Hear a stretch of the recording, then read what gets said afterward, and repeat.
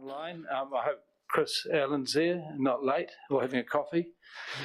So we'll open the meeting with a karakia from David. Are you happy to do that, please? Yep. Whakatakati hau ki te uru, whakatakati hau ki te tonga, kia mā kina kina ki uta, kia mā taratara ki tai. Hei hi aki ana te atakura, hei tio, hei huka, hei hau hu, ti hei mau riora. Thank you, David.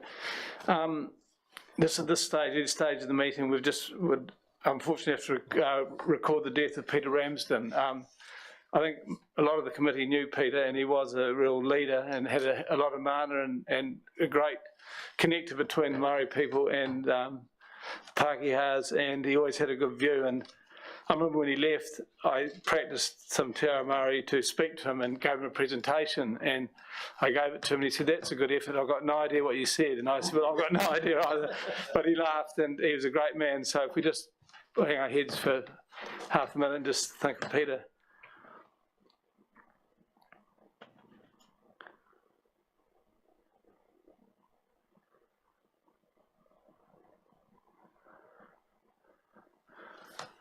Okay, thank you everyone for that. Apologies, David. We have no apologies. No apologies. I presume the rest of the meeting are on the Zoom. Any extraordinary business to come up? Ian has it. Ian, did you want to bring up the item about the extra seconded person? Should do that later. Do it later in the meeting. So you've got an item to bring up, Ian. Yeah. Yep. So we'll call that and make it. Yep. And the issue to do with River Agent. Yes, that's on. Yeah. Register of interest, which is in your minutes. Actually, remiss of me to welcome James, the new member here. And nice to see you here, Carl, looking after your cousin. And if he does half as good a job as you did, we'll be thrilled to have him. Nephew. Yeah. So James, you might just join in whenever you feel like it, and we're nice to have you here.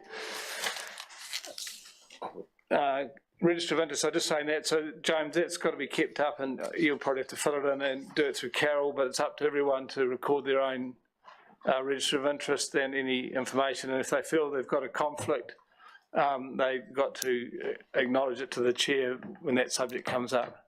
And then we'll roll on it accordingly. The minutes for the last meeting, which was a while ago. Yeah. So October, in fact. So it's a real push on your memory. So have I got a mover for those minutes, please? Ange, thank you. Yes, John. Sorry, just a correction for the minutes. Possible on page 2, just says in attendance, 0 public there on. I was here last meeting, so okay. Keeps my boss meeting. All right. You've got that all right, Carol? Yeah, sorry, apologies. Okay, apologies for that. So it's been seconded by Ange, moved by me. All those in favour, please say aye. Aye. Aye, against, carried. Any matters in those minutes that anyone wants to discuss or don't come up? As you say, I think it's pretty good there. Correspondence. David, what have we got? Any correspondence? No correspondence. No. Anyone else? Any correspondence? That's good. We're going well. Public contribution. So the public's more than welcome to contribute during the meeting. And once the ones online, Carol, does it flash or how do I know? I'll keep a monitor on, and they both put their hand up or they can make a signal. Okay. It comes up on their screen. Okay, so just please, if you're outside the meeting and you want to join in, please do so. Committee updates, Dave. Thank you, Bill. Just a few updates here. Just what's happening with Plan Change 7. So that has now is in the appeal stage. So there are 5 appeals, and the council staff are working through that at the moment. If anybody wants to view the appeals, they have to ask for them through the High Court. We have got extension of 2 zone committee members. Bill and Jen were due to finish their term at the end of last year. They've kindly agreed to stay on until July, August, until we've been through the next refresh process. So thank you for doing that, it's much appreciated. I just wanted to, I had a note from Brent Painter about funding next year, just something to consider in the budget.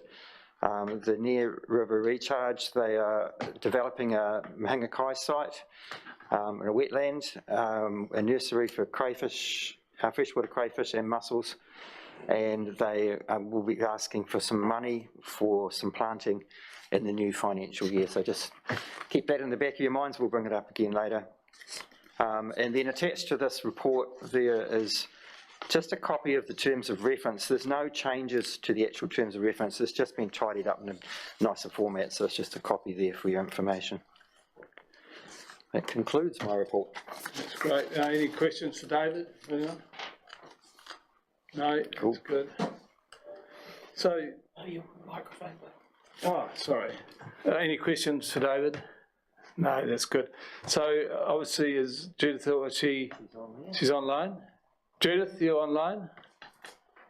Kia ora, yes, Excellent. So, we've come around to your update on the lakes, please. certainly. Tina koutou katoa, ko Judith Gulay aho.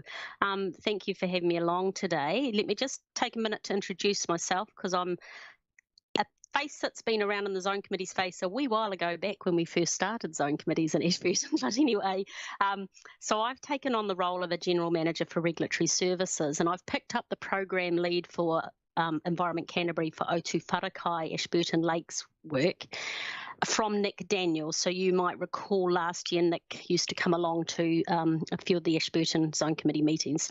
So I thought, I was talking with David, and of course you had quite a number of your membership along on the field trip on the 23rd of November up into the Catchment. And we thought it would be good to just give a little bit of a verbal update, with the intent in the future that we could come back with a little bit more of a formal presentation and update. So just to put some visibility around some things for you all, because I know you have some passion and interest in this area.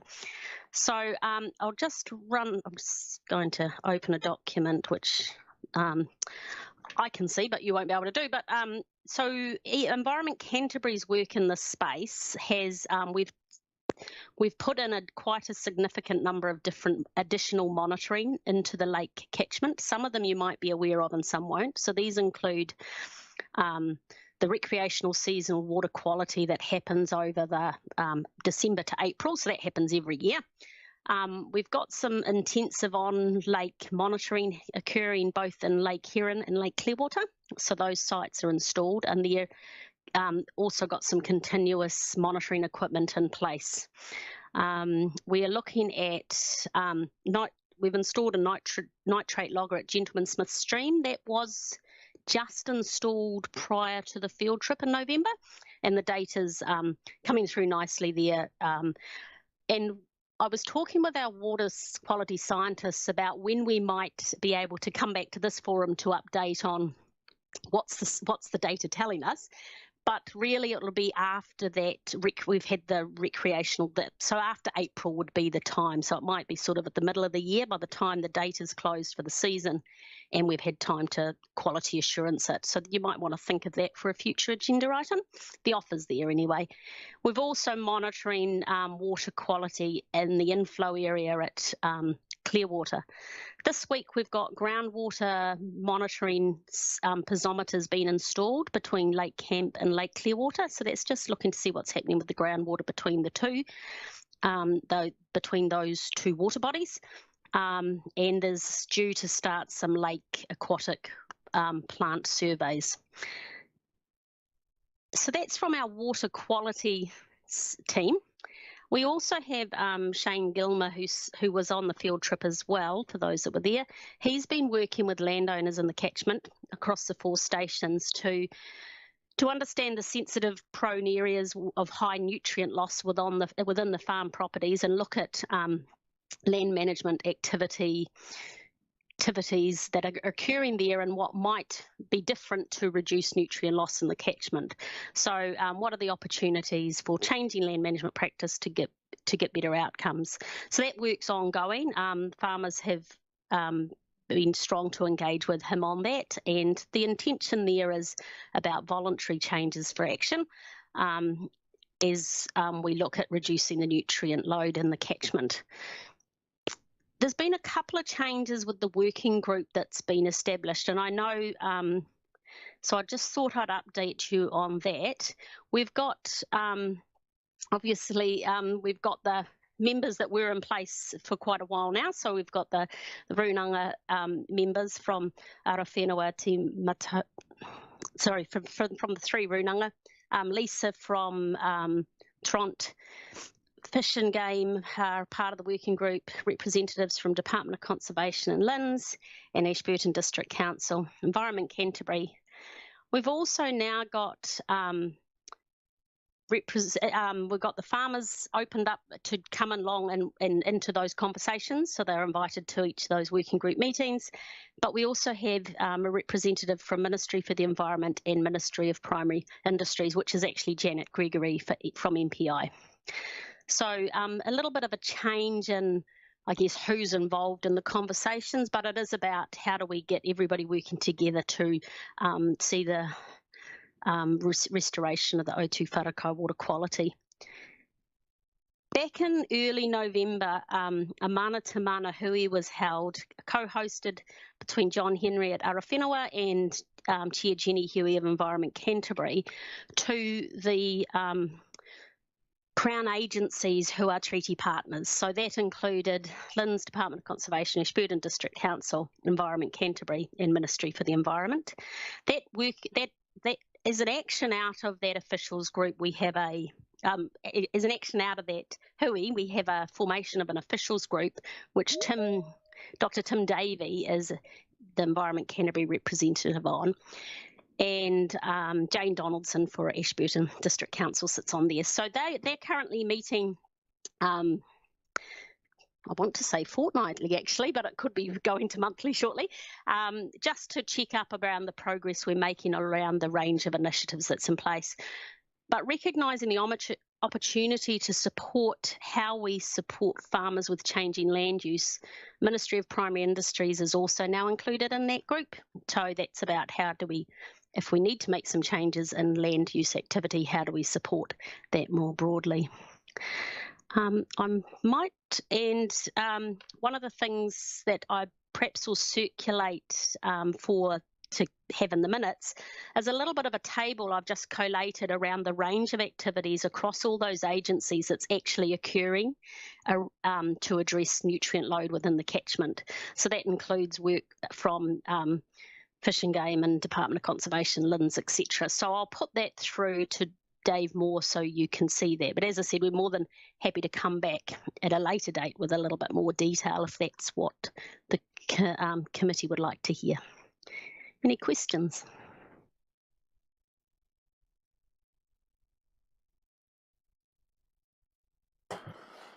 Obviously very thorough. I think, as you say, we were just up there November, December, and we did have a look, and it obviously is a concern to the community, so it's good that you seem to have got everything in place now for the monitoring, and so I just missed it. Were you thinking how often are you going to update, or how regularly the updates? Well, sorry, there's a bit of an echo. Might need to mute at the office end. Oh, sorry. There we go. No, not quite. I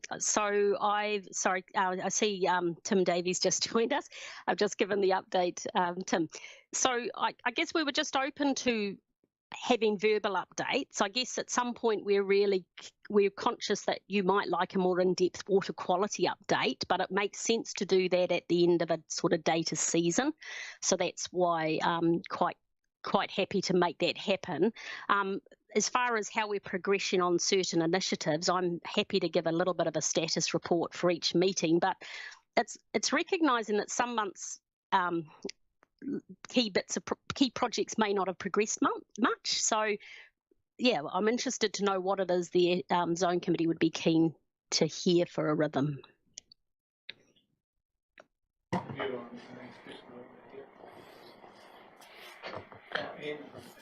Oh, thanks, Bill. Thanks, Judith, for your report, which is really good. In the future, can we have them not verbal and a written report? Verbal's good, but I've forgotten half it already. But if it's written down, it's there. It's good for future use. And you're doing lots of good work, and we'd like to have it in front of us so we can refer back to it at times as well. So your suggestion there, if the reports could be written. Thanks. Yeah, it just seemed to, given that we're talking about the Ashburton Lakes, I too, Wharekai, that perhaps this is the opportunity to talk about perhaps a potential appointment from somebody from the Clearwater Huts Association. So last couple of years I've been going up to their annual general meeting, which is held conveniently on New Year's Day or the day after, which is a bit of a pain, but anyway, they, and 2 years ago they were hoping that they could create a formal liaison from somebody from the Hut Holders Association with ECAN to talk about, to give local advice as to, in terms of monitoring and what's going on up there from a local's perspective. That doesn't appear to have happened, and what they suggested to this year was perhaps that person could be seconded onto the zone committee here to give us advice and local input. And they've got a name, and I just can't unfortunately remember the name, but I've sent Steve Chandler, who's the chairman of the Hut Holders Association, to remind me of the name. But if Janine Holland's online, she'll probably know the name of the chappie they were proposing. Is she there? Oh no, she might not be there. No. No, okay, that's right. She was at the meeting. That's the only reason I suggested that. But now, and I've taken advice from David and from Murray Griffin as to the process by which the zone committee can go through and appoint a should the zone committee agree to this, could accept a secondment or an appointment for a specific purpose, and apparently that's all in order. The preference, I think, as I understand it, is for a specific time frame because it's a specific issue. So I put that in front of the zone committee as a suggestion that personally I think would be quite useful, and as I say, the people up at Lake Clearwater, the chappie they're proposing has had a batch up there for a very long time, and he lives up there most of the time, so he's almost a permanent resident, and he knows the area, not just the Clearwater area, but he knows the whole Ashburton Lakes area really well, and knows every creek and tarn and stream in the area. So it sounds like he's a really good chap to give us local advice. Thanks, Ian. Liz, you got a question on that topic? Yeah, I'm just wondering, does he need to be on the zone committee, no matter how co-opted or not, or on the working group? I think it'd be, a person like that would be better on the working group more than the zone committee. So I think the concept of having on the zone committee is, one of the purposes of the zone committee is to try to advise, is to give local advice to the regional council, and so although he could be sitting on the working party, they thought, this was the hut holders, thought that his expertise would be better on the zone committee, Les. I just wonder when we stop incorporating people into the zone committee. One of the farmer next week, one of the four run holders want to be part of the zone committee too. They're part of the working group, and I think that's a better place for information sharing is in the working group. We've got two of us are on that working group, Arapata and myself, advice from Carl all the time. So, I mean, that's where I just don't know if it really needs to be on the zone committee. We might just get the mayor to speak, because representing AD, what's your opinion? I think we should go back, look at either terms of reference or our constitution and see if there's a place for a person like that on the zone committee, co-opted on for a short term to do a short job. I'm not sure, but if we could have a look at that, we could see whether we can or we can't. And if not, the working group might be the better place for him to sit. Yeah, but we should go back to our original document and see what we're allowed to do. Dave might have it. Just in the terms of reference, it says on page 8 of the agenda, number point 9 near the top of the page, any committee may co-opt such other expert or advisory member as it deems necessary to ensure it's able to achieve its purpose.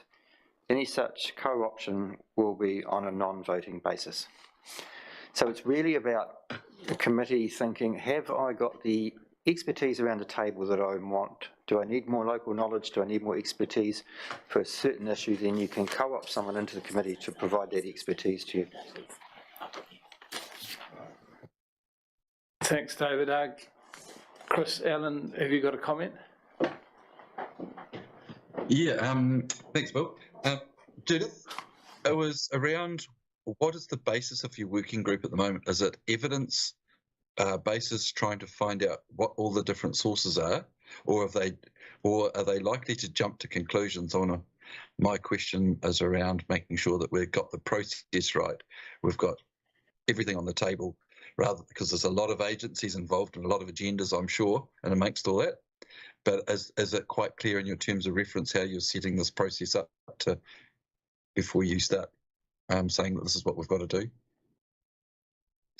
Sure, let me come back to you with that, Chris. So one of the things we are putting in place is actually a refreshed terms of reference, because it hasn't had one, and now there is the officials group. We're wanting to get that distinction.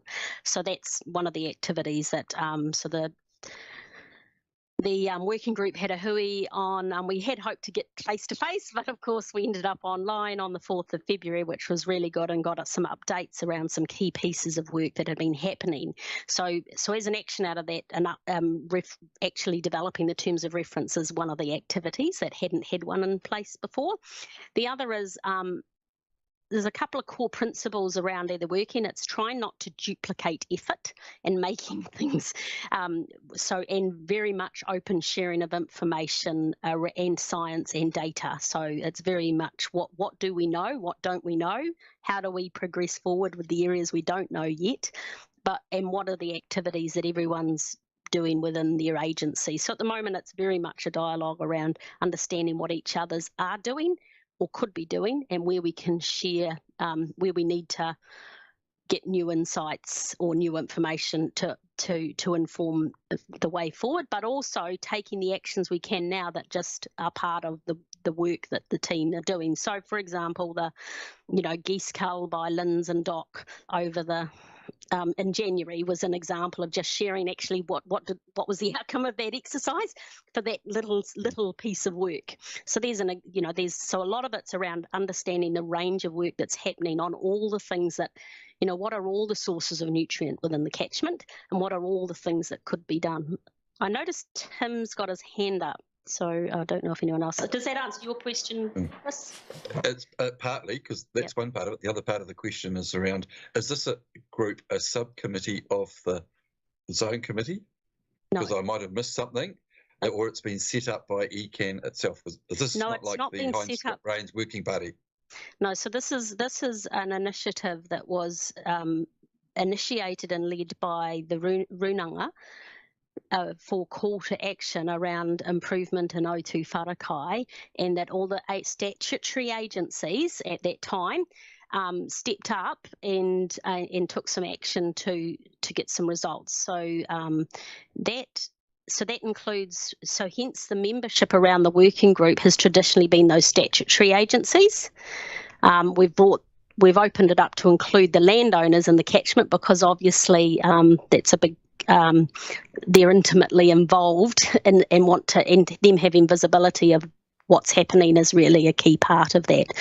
So that's where, for when it comes to the hut holders at Lake Clearwater, ADC's the landowner there, so they're at the table around the work that they're doing in that space, and the updates been around the upgrade around decommissioning of long drops, etc., has been obviously a key piece of work for them in the last sort of 6 to 12 months. So it's not related to, it's not ECAN's group. We support it strongly to support the Runanga to see that the agencies are doing the mahi needed to get the results of improved water quality. So the meetings are chaired by Lisa McKenzie, who supports the 3 Runanga. So works at Tront as a senior advisor, and ECAN carries a bit of the load around calling the rhythm and meeting and schedule and providing insights and resources and sharing and a mechanism to share that information. That's great. Thanks, Judith. Tim, has Tim got a comment? Struggling with at the moment. We'll just bring Tim in here. I think, Tim, you had something to add, please? Yeah, no, thanks, Bill. Actually, it's just been picked up in what Jude said. I was just going to explain a little bit about the working group and where it came from. My only other comment would be, of course, there's nothing to preclude both, that this person could be a member of the working group and co-opted onto the zone committee. Personally, I tend to agree with Les. I think the place for the person would probably best be on the working group. But what I would ask, and Neil or somebody from ADC, is we've kind of worked as the landowner of the huts being ADC, them being the agency. If you wanted to bring on a hut leasee, then I think that's fine. I don't think anybody would have a problem with it, but it's probably best if it comes through ADC, this kind of request and wire. I can see a lot of value in it for sure. So, yeah, that's all I want to say. Thanks, Bill. James, have you got a comment? I was just going to ask Ian, what did the Hut Association want here, Ian? The vibe I got from the start was they want a direct link with ECAN more than anything, do they? Appointed liaison. Yeah, no, good question. Thanks, James. I think they think they've got something to offer, whether it's district council, the regional council, the zone committee or the working party, and they're not part of the link at the moment. So I think they'd like to be involved in the discussion because they think they've got some expertise to offer. It seems to me that the advantage of them sitting on the zone committee in some form or other, and that may not be the best option, I accept that, but if they were here, then they are talking effectively to district council and to the regional council in terms of advice they may offer. And that may be the least, it might be the easiest option for them and one way of acting as a conduit for information, which is part of the purpose of the zone committee. I mean, all the different lakes up in the Ashburton High Country, up in the Ashburton Basin, all have different issues.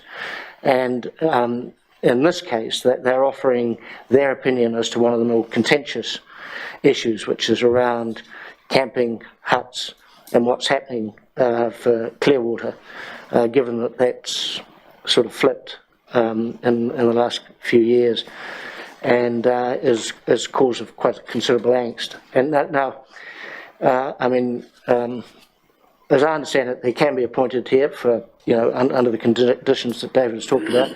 I mean, it would be interesting to know whether Neil thinks there's some value in actually having a member of the hut holders talking to using the zone committee or some other working party as a conduit for advice on dealing with some of the huts and the camping around the camp in Clearwater. If the advice, if the science that Tim and Judith are talking about in terms of the piezometers and that science that's going to show whether or not you can pick up that there's a nutrient loading coming from those activities.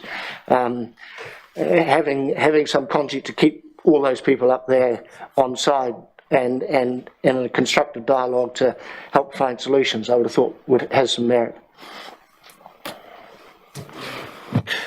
Thinking, why don't we just have a wee think about it? The council have a wee think about it and see how we can get a way forward. Having, as Tim says, the council is the owner of the land, the landlord, and leases the land to all the hut holders those huts are theirs. So they have an interest, certainly, and if they're not on the working party, perhaps they should be, or the zone committee, one with the other. But let us have a wee think about it. and we'll come back with a recommendation perhaps. Thanks, Neil. Hopefully you're happy with that, Ian. I think if the committee's happy, I think that's a good thing. And it seems to me we should have a Huts person in there somewhere because they're pretty strategic to the whole area. So Judith, thank you for your presentation, and Tim. So we'll move on to the next thing. There's no more questions, which was, I think it's Councillor Mackenzie on the river rating and environment, ECAN's plan, is it annual plan? Yep. So, Ian? Yeah, I apologise to the Zone Committee for speaking to you. Look, I just wanted to give you a heads up. So our annual plan, I think we tick off our consultation document for the annual plan on Thursday. Hopefully we tick it off. There's still a bit of discussion going on around some of the issues. And the proposal, there's one specific proposal for the Ashburton district, well, the Ashburton River, is that the Ashburton River Liaison Committee has been asking for a review on the classification system for the river. And what's been obvious since the floods is that most of the river rating schemes we have across Canterbury were set up post-war in general, when Canterbury was a lot more rural and undeveloped than it is today. And I think it's a bone of contention amongst a few rating districts, but the Ashburton River one was on this issue before the floods, really saying that basically a bunch of landowners in the rural areas are paying for the protection of a lot of development that has occurred within the area that's being protected, and yet those people aren't necessarily contributing fairly. And so the request to ECAN, and it's been ongoing for a couple of years, and we pushed it forward a bit for this annual plan. The request was, can the ECAN staff review the Ashburton River rating scheme and come back with a recommendation to better reflect that those who are benefiting are contributing fairly. And so they've done that, and they've come back with some significant changes for the river rating scheme. One is that there's an area to the south of Tynwald, all the way down the length of the river, that will be brought into the scheme. Well, it's proposed that they be brought into the scheme, and they get protection from the Valletta stock banks up at the top there. And there's a change in emphasis in the classification for Allenton and out down towards Wakanui, who benefit from the Ashburton stock bank. And then there are some adjustments. So at this stage, the proposal is the same amount of money is collected from the rating district, but the balance has changed significantly. And so on percentages, I think it looks like parts of Allenton have a 400% increase in their river rate, which sounds quite alarming, but actually in dollar terms it's not much. And Tynwald gets, because they've gone from I think $2 a house or something to $8 a house, it looks quite alarming as a percentage figure, but in terms of dollar numbers it's not quite as significant. But there's a rebalancing, so some of the rural areas get a bit of a drop, some rural areas actually go up, some urban areas drop and some urban areas go up. So it's not urban versus rural, but it is a rebalancing. And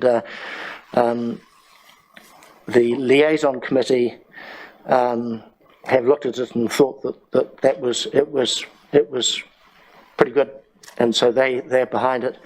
And informally, several of the district councillors and the mayor have looked at it and have informally given their nod of approval to it. So I'm hoping that this is a step forward that if it's accepted by the community, this is a step forward to perhaps moving to a system where we can address some of the issues that the May floods identified for the Ashburton River going forward.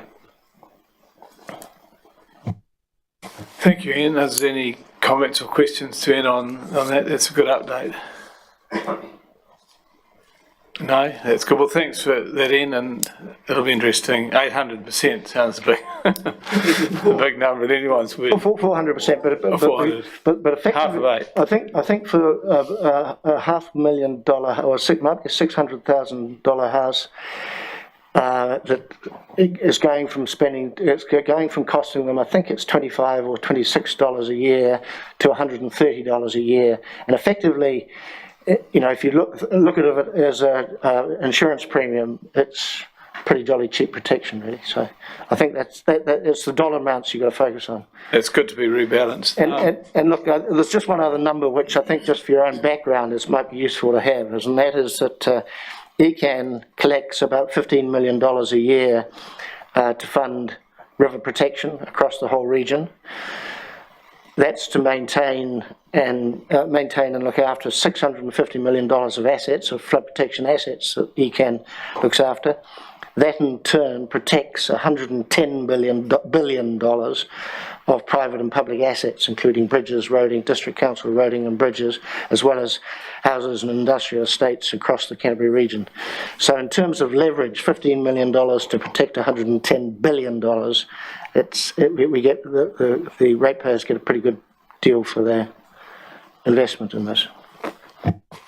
Well, thanks for that update, Ian. So the next one is the Catchment Group collective funding. So I think everyone on the committee knows that have got this budget amount of money that we're looking at allocating shortly, and so we've got a couple of presentations today about that, applying for funding basically. So the first one to talk is I think it's Duncan Bars. Duncan's here, and I think Phil Everest is with you with the Catchment collective funding. And Chris is no, he's taking it off.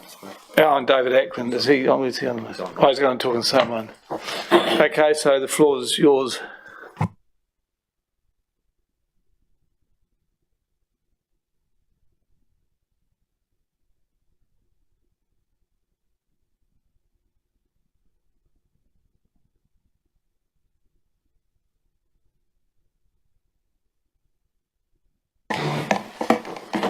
It's warming. You might have it. It's warming up.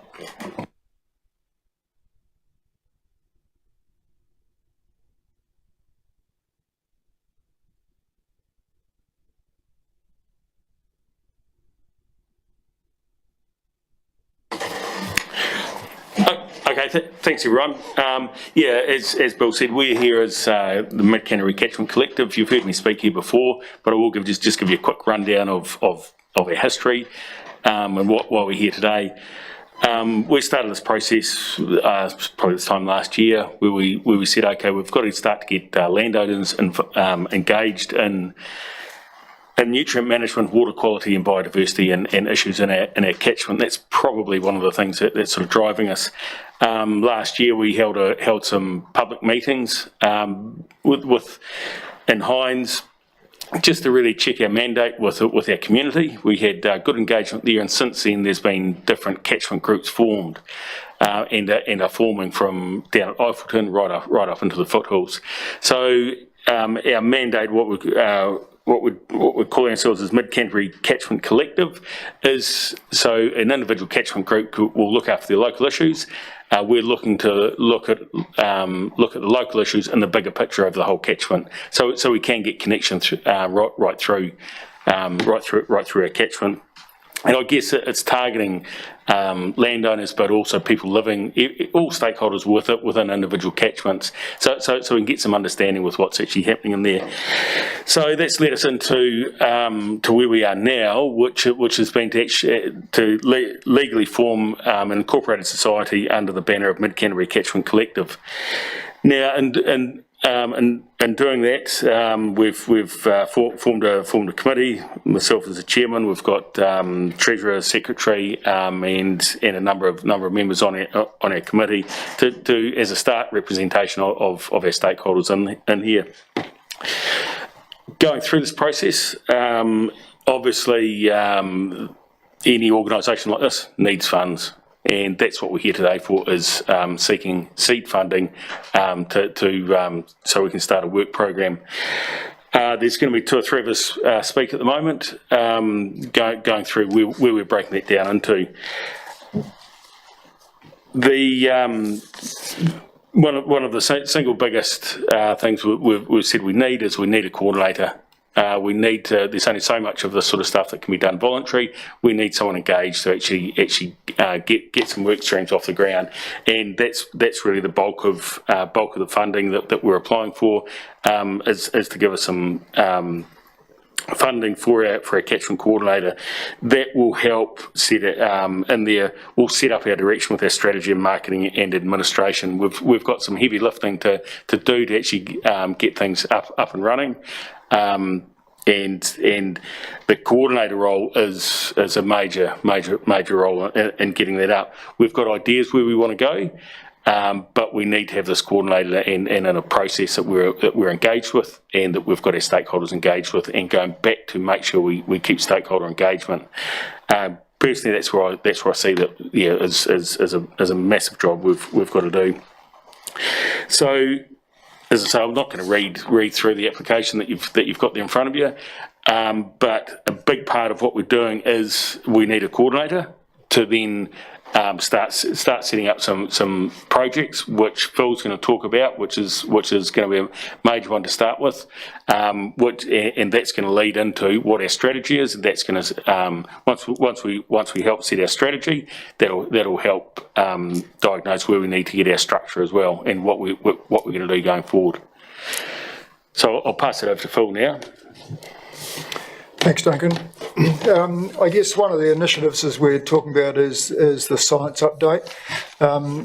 You're mostly aware that there's a plethora of information out there, but it's unfortunately located in a whole heap of different sites and difficult to locate. And so what we're hoping to do is by grabbing around about 17 of the leading people that have been involved in that groundwater and surface water monitoring, to actually then get them in one site, be able to gather the information together so that it's actually easily accessible by the community and by anyone else that actually wanted to use it. So whether they wanted to use it themselves again and other people's data. So it's actually so that data is there and easily located and can be utilised. Clearly, the getting of the people in the room is the easy part, or easier part. More difficult part is actually how do we log all that material together. I suspect at the moment, at least, it's been via links to a site rather than necessarily holding all the data in sight. But the key point really is that it needs to be kept up to date, and it will be the resource, as Duncan has said, for all of the smaller catchment groups within our community. Yeah, so that's a major focus that we're going into. Then the next one is, and I'll ask David Eklund, he's up on screen there at the moment to talk about catchment groups up there. So we'll end that over to David. Okay. David Eklund here, Mount Somers Station. So we started this journey in the foothills at a similar point in time as Duncan started the Catchment Collective conversation, and that's where we ended up. And our biggest initial meetings was with members of the foothills farming community, was around water quality testing and information, which is there's a lot further down the plains when we come to bore testing with the irrigation schemes. And the other part about the foothills is we're not exactly a classic catchment as you'd see in other areas of the country. We actually have multiple small catchments across the foothills, so it's more difficult to draw people into the collective and get them excited, because each one is slightly different.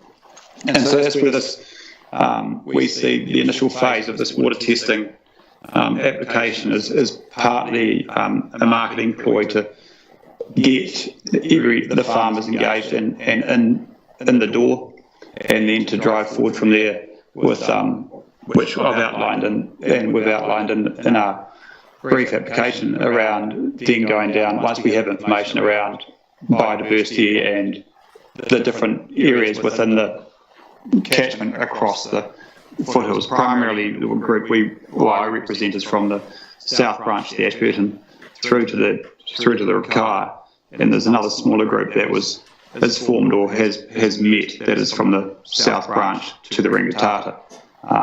But they could quite easily be brought into, and that's where the Catchment Collective works. It allows us to form up and work together. So that we are basically seeking funding to seed a testing program and to develop a testing program, mainly of surface water through the foothills, so that we have it when we started out, that we are actually focused in the right areas to then be able to work back up into all the little catchments across the foothills, because there's no point in starting if we don't start in the appropriate areas to draw farmers into the program, but also to actually capture data that is usable and representative. So that's pretty much basically it is. And we want it to be an enduring program. We want it to be a continuous data set that we are able to see the changes happening through the foothills, which is already, when I look around now, significant effort going in around waterways and change. And so it's about actually being able to see that change in the data rather than just saying, oh, that looks good. It's being able to say, yes, we are focusing on the right areas. And there's further focus that is always needed, and it's allowing us to then say, right, we need to focus some time and energy and basically money into those projects instead of just sort of throwing a dart at a dartboard and hoping for the best. That's probably pretty much where we're coming from. So if anyone's got any questions. I'll just start with the first question, probably to you, David, I suppose, is I see in the papers you talk about other source of funding as well, subscription from possibly from farmers, and I just think these projects ongoing, they need to be funded. So IPA, what other sort of funding opportunities are there out there as well? Well, I have to admit, we haven't got too far down the track with the meetings that we've had. We've always said that farmers and the farmers that have been involved in those meetings have always said yes, they will,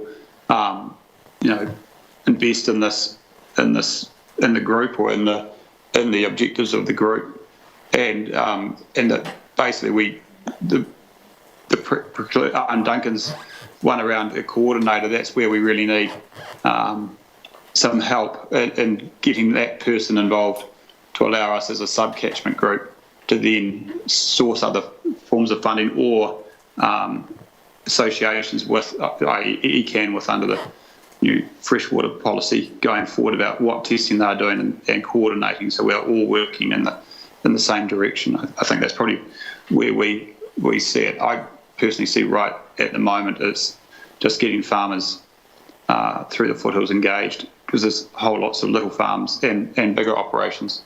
We just all actually need to get them on the program and involved. And most are excited about it. There's always those ones that are a little bit more reluctant. But I think if we can formalise a plan and have that professional help to formalise the plan initially, we'll be able to get the farmers to then go forward with it and either help fund it and also allow for co-funding or coordination and cooperation.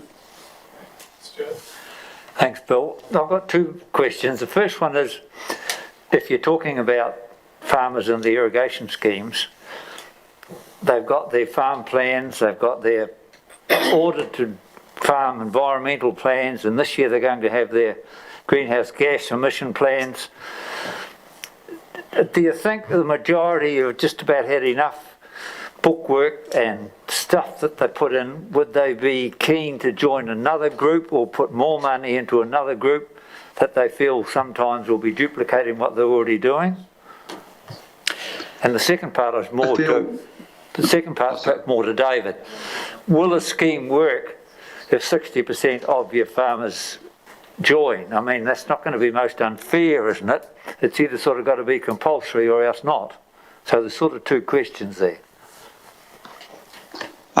I suppose the distinction in this, myself and a number of farmers through the foothills started talking about a catchment or a group of farmers through the foothills coming together prior to the catchment collective coming together, because we saw a blank spot on the plains, and as you mentioned, there is the irrigation groups or companies that are scattered across the plains, BCI, MHV, Ashburton, Lyndhurst. Most of the farms through the foothills aren't represented in these groups. We are all generally dryland farmers. There's some scattered dairy farming operations, but we're mainly sheep and beef and deer operations. So we tend to have been just under the radar to an extent when it comes to the impacts. Yes, we have farm plans and that side of things, but we don't have that horsepower or the regulatory need to sample in the same way as Ashburton, Lyndhurst and BCI and MHV do with regards to their consents. And we see that as critically important to get a better understanding of what is happening and what are the impacts, or where is the state of play today. And with the development of these farm plans and the fencing of the waterways, that is all happening within the foothills. What is, we can do all that, but we don't actually have a really good baseline understanding of all the little tributaries right across the foothills, and there's many of them. That's probably where we come from. So I think, and nothing's ever fair, and there's always farmers who will just jog along in the background, but hopefully when they see what we're achieving and what we're part of and where we want to drive it, we'll be able to gather up those ones that are a little bit more reluctant as we go along. So nothing's ever fair at the start. There's always those that have to get into it and try and get everyone else along on the journey.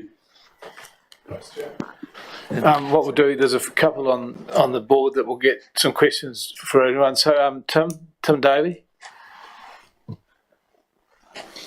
Yeah, thanks, Bill, and thanks, Phil and Dave. That's really interesting, and keen to support it. And it just made me think of a couple of things. One is, and through Angela, you may be linked in anyway, but there's a North Canterbury foothills group that based around in the Hiranui who got involved in this fairly early on. You may be in touch with them anyway, I don't know, but they'd certainly be well worth talking to. And when I was thinking about that, it sort of took me back. The trouble of being around too long is you remember too much of what's gone on in the past. And this is when we sort of embarked on this journey of talking about water quality limits, and we were working in the Hiranui in one of our first places. One of the things we were really keen on was how would you get collectives going? Well, how can you incentivize people to get together in exactly the way you're doing? And we've never really cracked it, but we, being Environment Canterbury, are keen to see it and would hope that we could support it as much as possible. And I'm not saying it being part of Environment Canterbury, but it is that collective desire to see change and things that, good on you, really keen to support it. I think if you're looking for advice, and I know you've got the workshop coming up, I've got an invitation, I'll be passing it on to a staff member, but if you're looking for advice on the kind of what to measure when and cost effectiveness and things like that, we've got staff that can help with that. Or else the other place I'd go to would be Our Land and Water, and Rich McDowell in Ag Research they've done quite a lot of work on monitoring the effectiveness of interventions and what's the best thing to measure and at what scale and things like that. So Rich McDowell or someone like that would be a good person to talk to. But equally, we've got staff that can help with that and would very happily do so. I guess my last comment is perhaps not quite so positive, and I don't want to rain on the parade, but it's bloody complex. It is really hard to do, to kind of get meaningful, cost-effective data all collated in a meaningful way, and that's because we do it to the best of that we can for our state of the environment, and we set a very high standard on how we monitor that. Once you start moving into different types of data measured in different ways, it's really hard to collate it. I'm not saying don't do it. I just give you a warning that it's a tough challenge to try and get it together in a sort of simplified, meaningful way.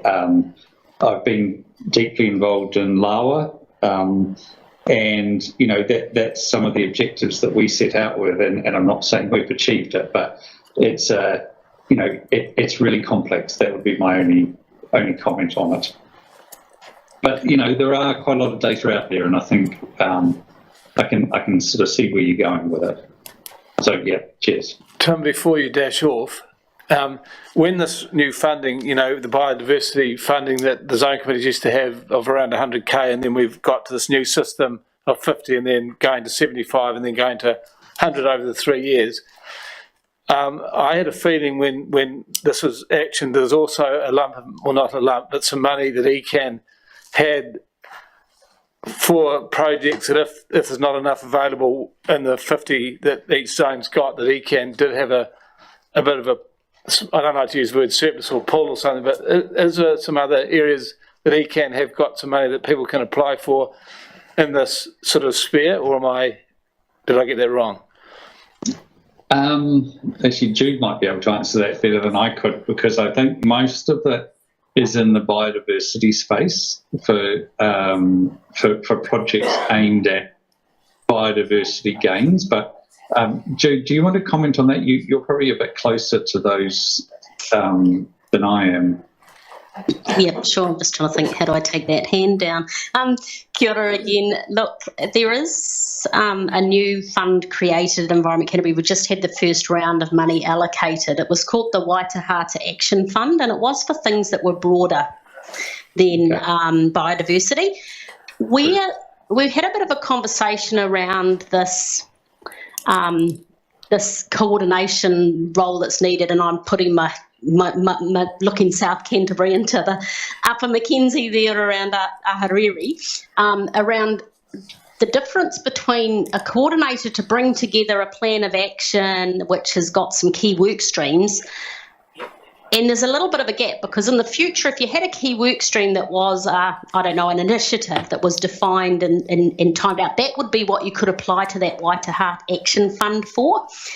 But you're in this little bit where at the moment you kind of need the support to pull that together. So, and I am connecting with MFE, Ministry for the Environment, around, they have some funding coming up, but this is funded already through MPI, I think. Is that correct, David? Is this? There is some available through MPI. Yeah, so there might be a little bit of an opportunity there.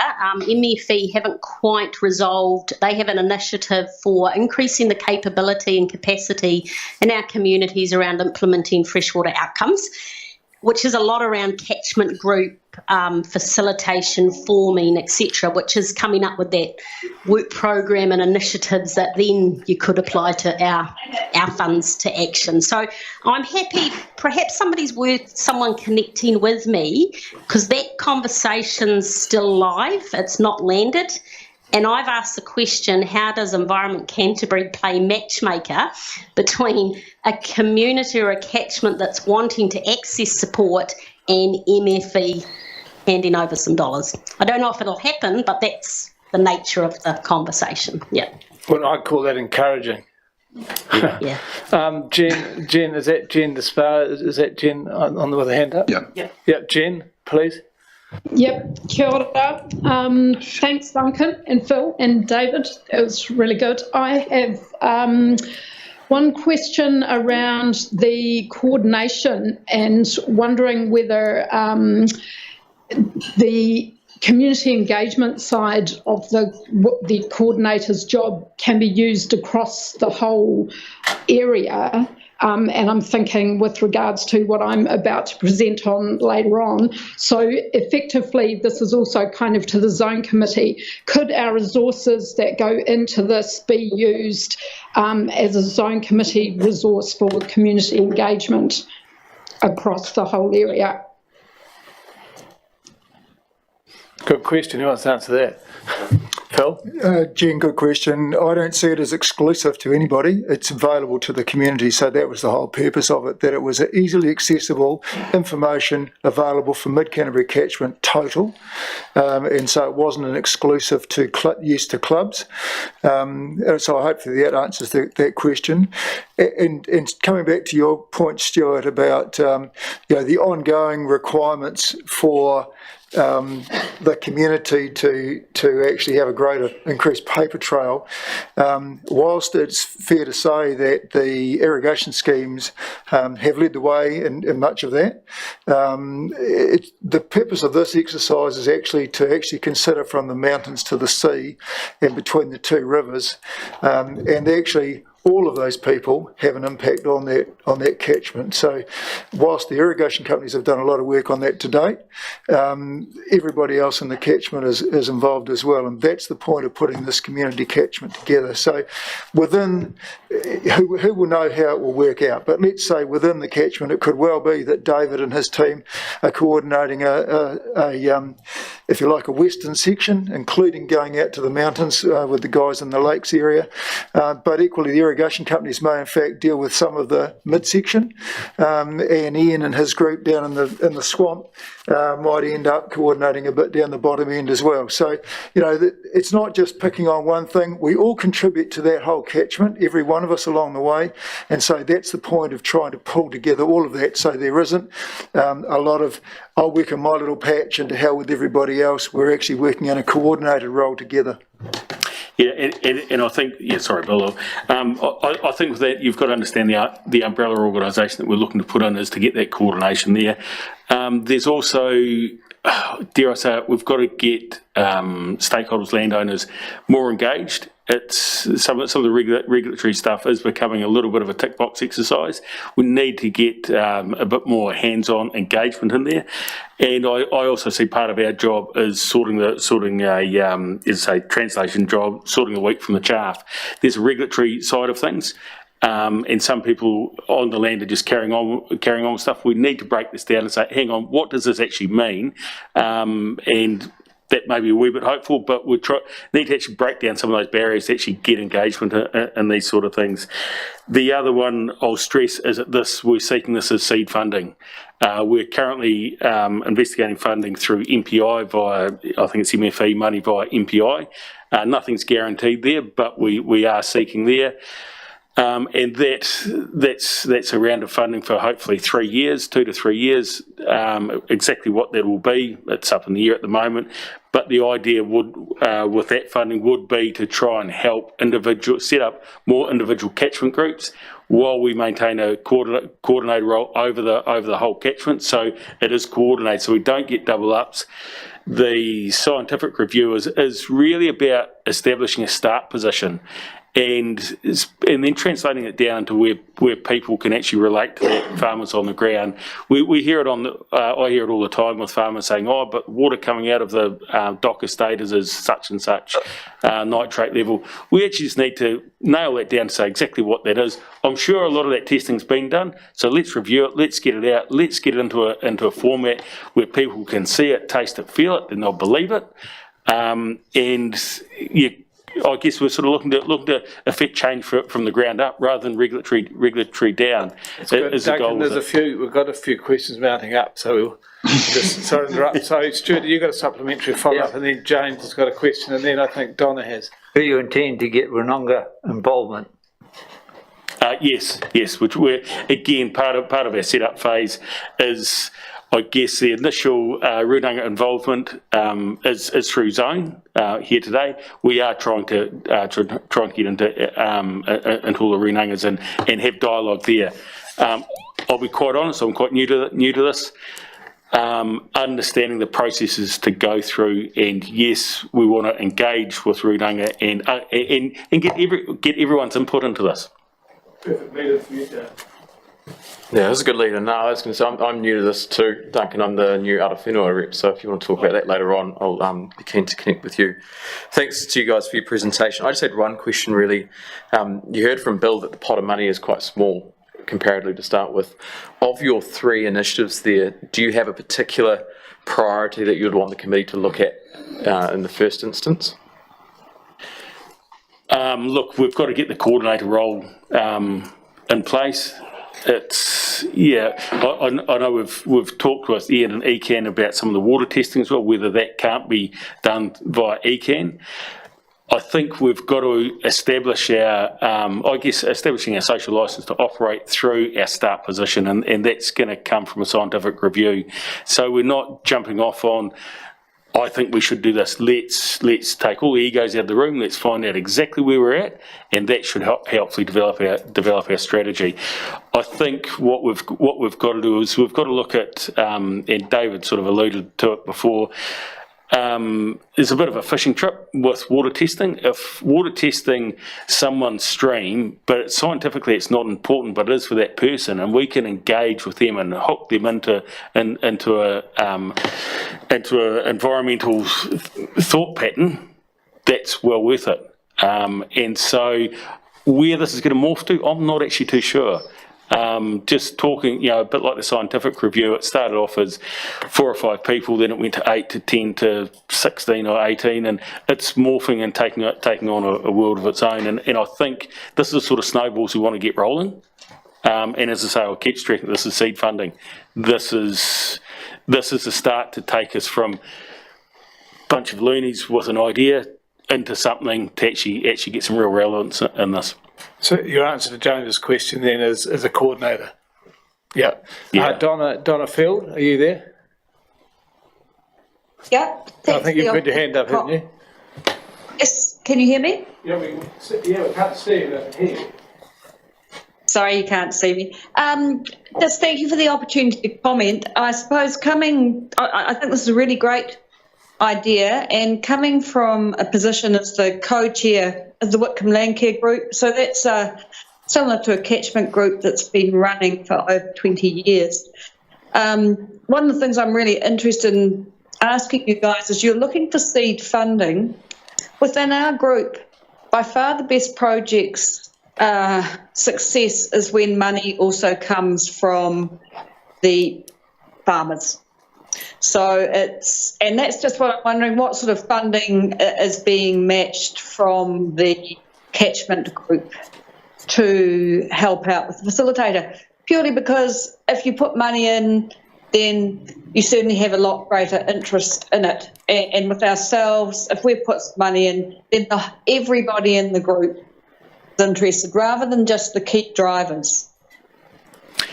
Well, David, you could answer that, because I think you mentioned a bit in the possible subscription or something going forward.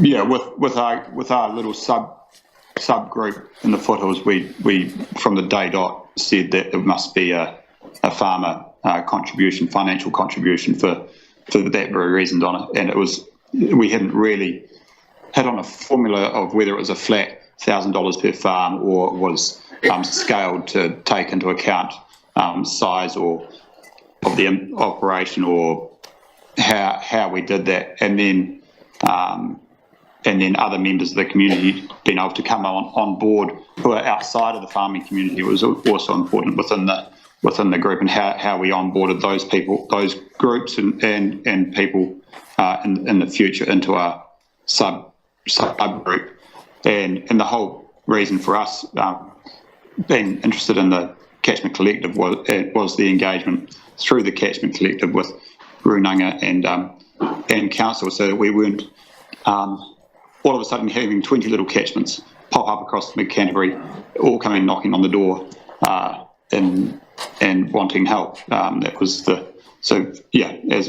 was probably Duncan said, the coordinator role is probably key for us, because we see it as getting all the ducks in a row to really start to get people. But yeah, for us, it was very much we have to contribute financially. Thanks, David. Certainly, Is there any other questions we've got? Yes, Adi. That's a great idea, but setting up and getting funding takes quite a bit of time. So based on the seed money you're asking, how long do you intend to employ the coordinator? As we're saying, there's probably three to 4 months is what we're looking at the seed funding. Hopefully we've got another, we're looking for funding for other sources from July. I take the point of getting farmer money as well. If people have got some skin in the game, they take more interest in it. I've certainly driven by that myself, and we've got to do that. One of our, again, seed funding is to, why would someone give us some money for what we're trying to do? We've got to develop a value proposition. We've got to develop that for the individual. We've got to develop for businesses, and we've got to develop for our individual catchment groups as well. And those are the sorts of things we've talked about. Therefore, is to have a catchment group as a member of the catchment collective, and what's that going to cost them, but also what do they get for the return, rather than just a one-way trip. And that's part of the seed funding. It's actually developing those strategies of, and to me, it's a value proposition. Why would someone give us some money? Is it just going to be wasted, or can they see it? And that's where we need. So, look, we've been focused the last few months of forming this something. Now we've got to get some meat in the sandwich, and say, okay, and part of that is unfortunately funding. And we've got to put value propositions to individuals and to different groups and what have you, and that's where we're on this journey. As I say, this is a journey. What we're looking for is intergenerational change. It is just the start of a journey. Thanks. Any other questions? Just can you please clarify, did you say that most of those farmers in that catchment are not part of an irrigation scheme?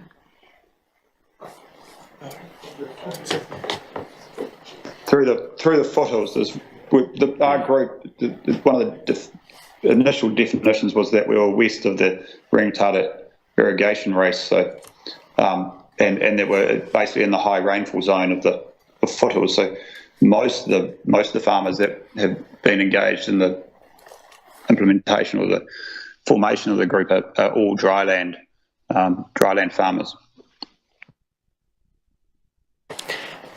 And I think that's one of the things we're trying to encapsulate everyone. Whereas everyone talks about this, it focuses in on the irrigated properties and irrigation schemes. There's below it and above that, and we need to actually look at this as a total catchment from the hills to the sea.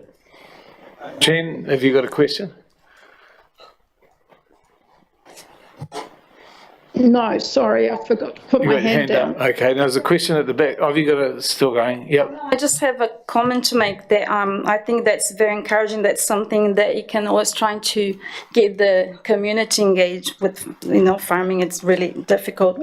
And this corporation that you guys trying to set up is really encouraging. And I believe that if we fund this for the coordinator can actually get everything else going, like get all the farmers in that region involved, making sure that the data collection does meet standards, so that will be valid data that can be used. And it's very, very hard to actually get access to valid data nowadays. And if this catchment is trying to do this, is something that I really support, because it's really, we don't have a lot of, we do have a lot of data, but we don't have a lot of data. So I really support this, and yeah. That's a good point, Cindy.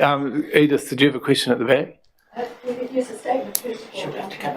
You might have to come up, sorry, because I can't hear you online. I'd like to acknowledge Duncan, Phil and David. It's quite inspirational to hear this conversation going on. But one question that I have is that some of us around the table here were involved with the ECAN bridging plan that came to a sudden end a couple of years ago, and to do with the riparian areas of the river, which are a very important part of the braided river system. And I didn't hear it specifically mentioned, but I think it's a really important aspect to your planning. And we really support a coordinator. Even our little paid caretaker out at the Harris Reserve made a jolly big difference. Thank you for that. Councillor Lovett. Sorry.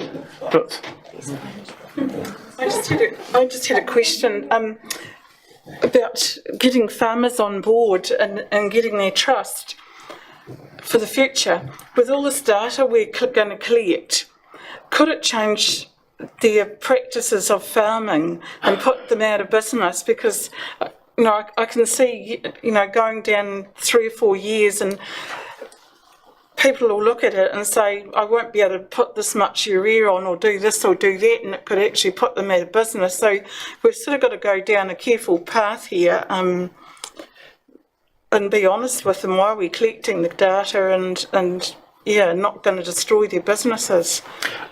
I think we've actually got to be quite open and honest about that, Lynette.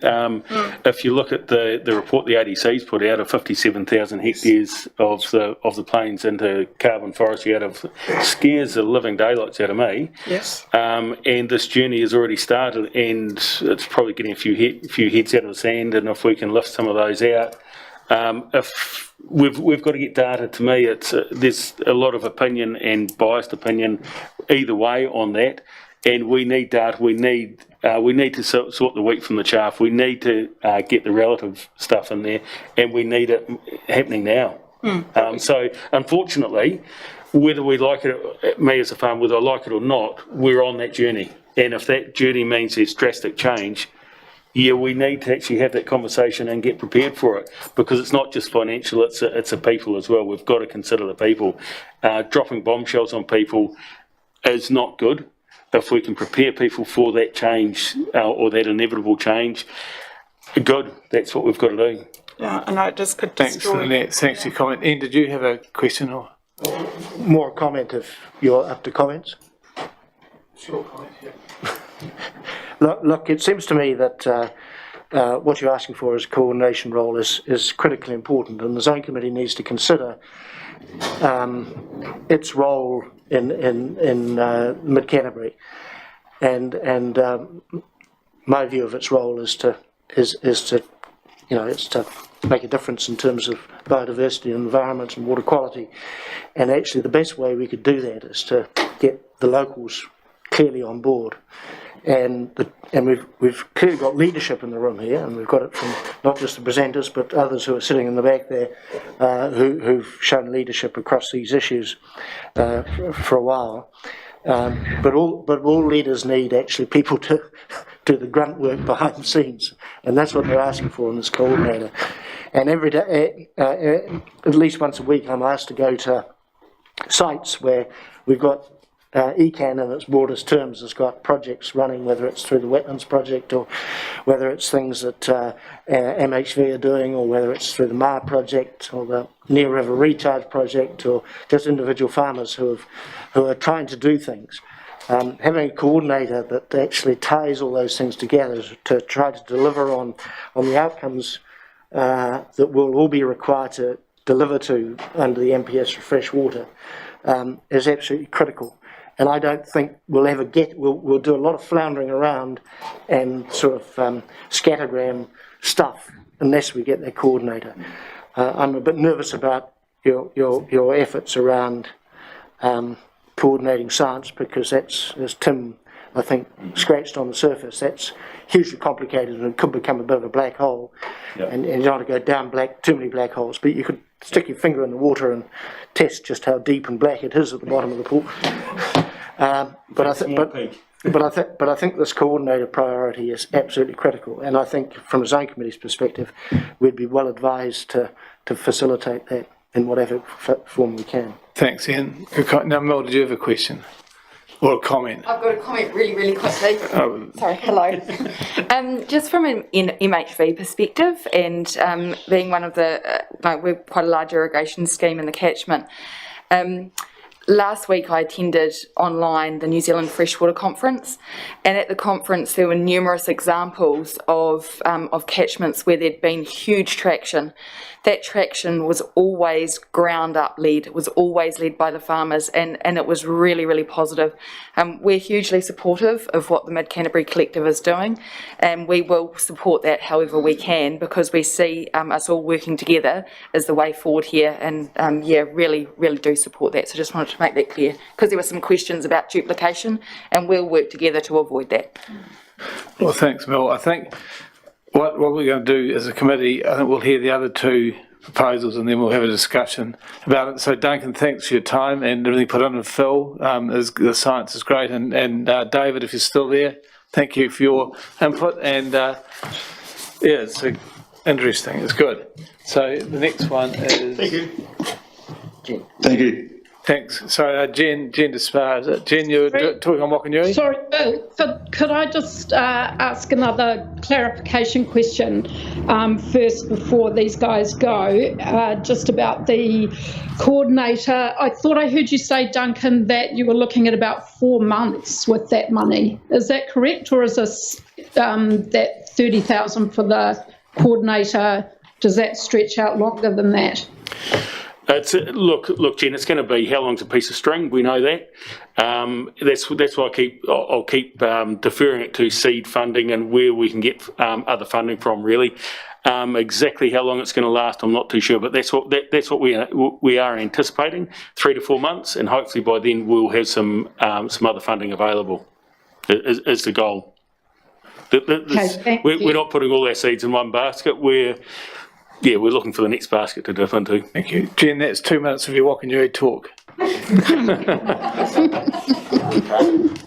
No, I'll let you go. Away you go. You're into it. Okay. Right, well, this is just an update on what we've been doing with Whakanui. And you might be pleased to hear that I don't have a big budget ask at the end of it. So I'm just updating everybody on what's been happening. So going back to the Innerstager report from, that was 2016 or 17, there was lots of points out of that have been picked up by the ADC and the Whakanui crew, and so we've been following that and wanting to support that in a big way. One of the things that came out of that was that the WH is the original spelling, and my understanding is that that's correct. So I will be making an effort to use Whakanui, although I realise that that's not that easy for everybody if they've been saying one thing all their lives. But anyway, I just wanted to make a point if that sounds strange to people. So we're still talking about the possibility of getting more water into the lagoon more of the time, and that is our aspirational goal that we're kind of driving towards, but that there's lots of continuing steps along that process out of Innerstager's report, and that we can use to build engagement with the community. So we've had a meeting with Runanga reps, and Michael was there, and we had a great morning out there just to make sure that all of the things we're looking towards are in alignment and partnership with our Runanga. The main thing I think for Zone Committee to think about in terms of our role facilitating community engagement and collaboration is to continue building that community engagement. And we've got a great story of what comes up, and this has been sort of my point ongoingly, is that it's the community engagement that creates things bubbling up that we can't necessarily anticipate, and and that might be the things that end up with the solution. So out of one of the meetings that we went down, it was when we took the new zone committee members down there. David Howden happened to be there. I think he got dragged along by Val Clements. He might be in the audience there at the moment.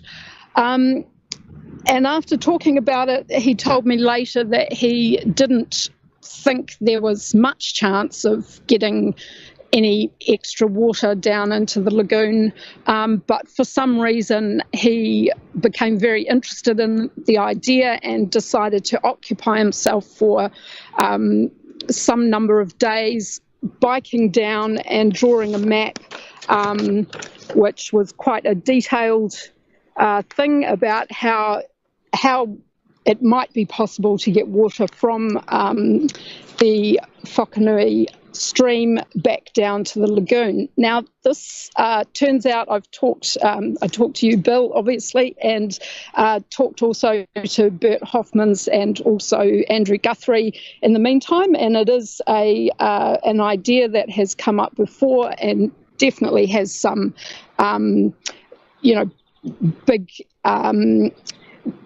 big things that would need to be overcome, but I'm not presenting this as a proposal for a solution. I'm presenting it as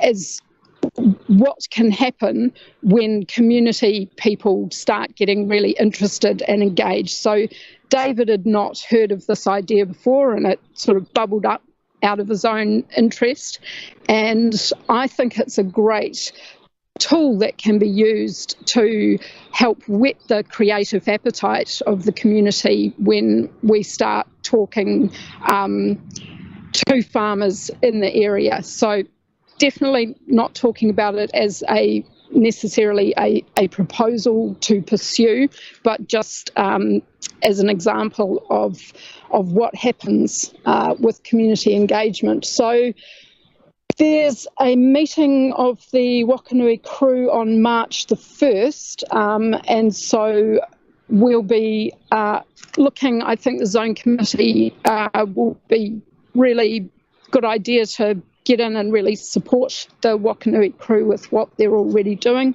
We've got the new biodiversity officer from ADC who is taking over from Bert Hoffman's that area. We are looking into get a sort of agreement between landowners or a memorandum of intent on the direction forward, and we have found out that that land is owned on either side by ADC, and there's a sort of, I don't know if you call it a no man's land, but in the middle. But the rules over that, which Dave will be able to tell us what they're called, are that landowners on either side own into the middle of that section. And so effectively it turns out that that is all ADC land, and that the area in front towards the beach is Lynn's land. Please correct me if I've got that wrong, Dave. So we would really like to get a memorandum of intention between the Runanga, the ADC, ECAN and Lynn's, just in order to make sure that we can go ahead with Whakanui crew to do things like removing the weeds and other planting and those sorts of things. We have a plan for some community engagement at Matariki time. There's a film that has been made about wetlands all across New Zealand, and it includes the Whakanui hapua. And so that is going to be shown in Ashburton, I think on the 25th of June, or it might be the 24th or the 26th, but anyway, around that date. And so we were planning to, with Forest and Bird, there was a plan to do some planting that day out there at the hapua, and then go and watch the film in Ashburton afterwards. And finally, just to say that there will be a budget for the future. There are things like a walkway that we would like to be able to put in. We talked about the potential of putting up a PO, a carved centrepiece pole to mark the that historical site and the significance of that enormous past site. I have been reading a book about the moa, and it talks of Whakanui, and how there would have been a massive processing area there back in the day of moa. It's very interesting. So budgeting for weed removal, walkway, plantings and other things. I think most of those can be left until the next financial year, so after next July. But I would like to try and get 500 plants that we could put in at Matariki, and I wonder if the zone committee could sort of underwrite that up to an amount of $2,000, so that if I can't get them donated from various places, we would be able to buy and have enough plants for a community day on that day at Matariki. And other than that, we'll continue, and I'm very excited about the idea of the catchment coordinator and being able to work in with that person to do the community engagement in that area. So that's about me. Would anybody? It's good, Jim will ask some questions, but your 500 plants, I think, works beautifully into the note that Carol's taken in the minutes that Judith and Tim Davies said there was some biodiversity money in ECAN. So what's better than a few plants? I think we'll know who to ring. So has anyone got some questions for Jen on what?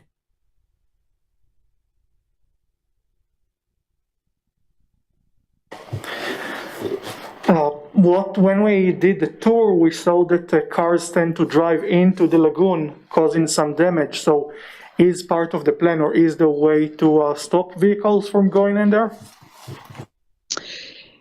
Yes, that definitely is in part of the plan. So what I would be hoping to do would be, with the Whakanui crew meeting, put together a full budget of those things that will be needed, which might include signage and also blocking the way for vehicles. That might easily be done by some of the, branches that we might cut off trees, and some of those big pine trees that need to come down. We might be able to move them into places that make it difficult for vehicles to get into.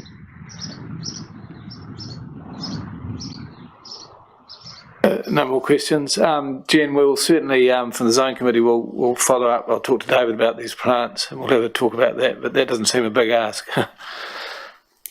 So thank you for your time, and if there's no other questions, we'll move on to the next one, which is Mel Brooks. We're on time too. Where's Chris Allen? I'm here, I'm listening, don't you worry about that.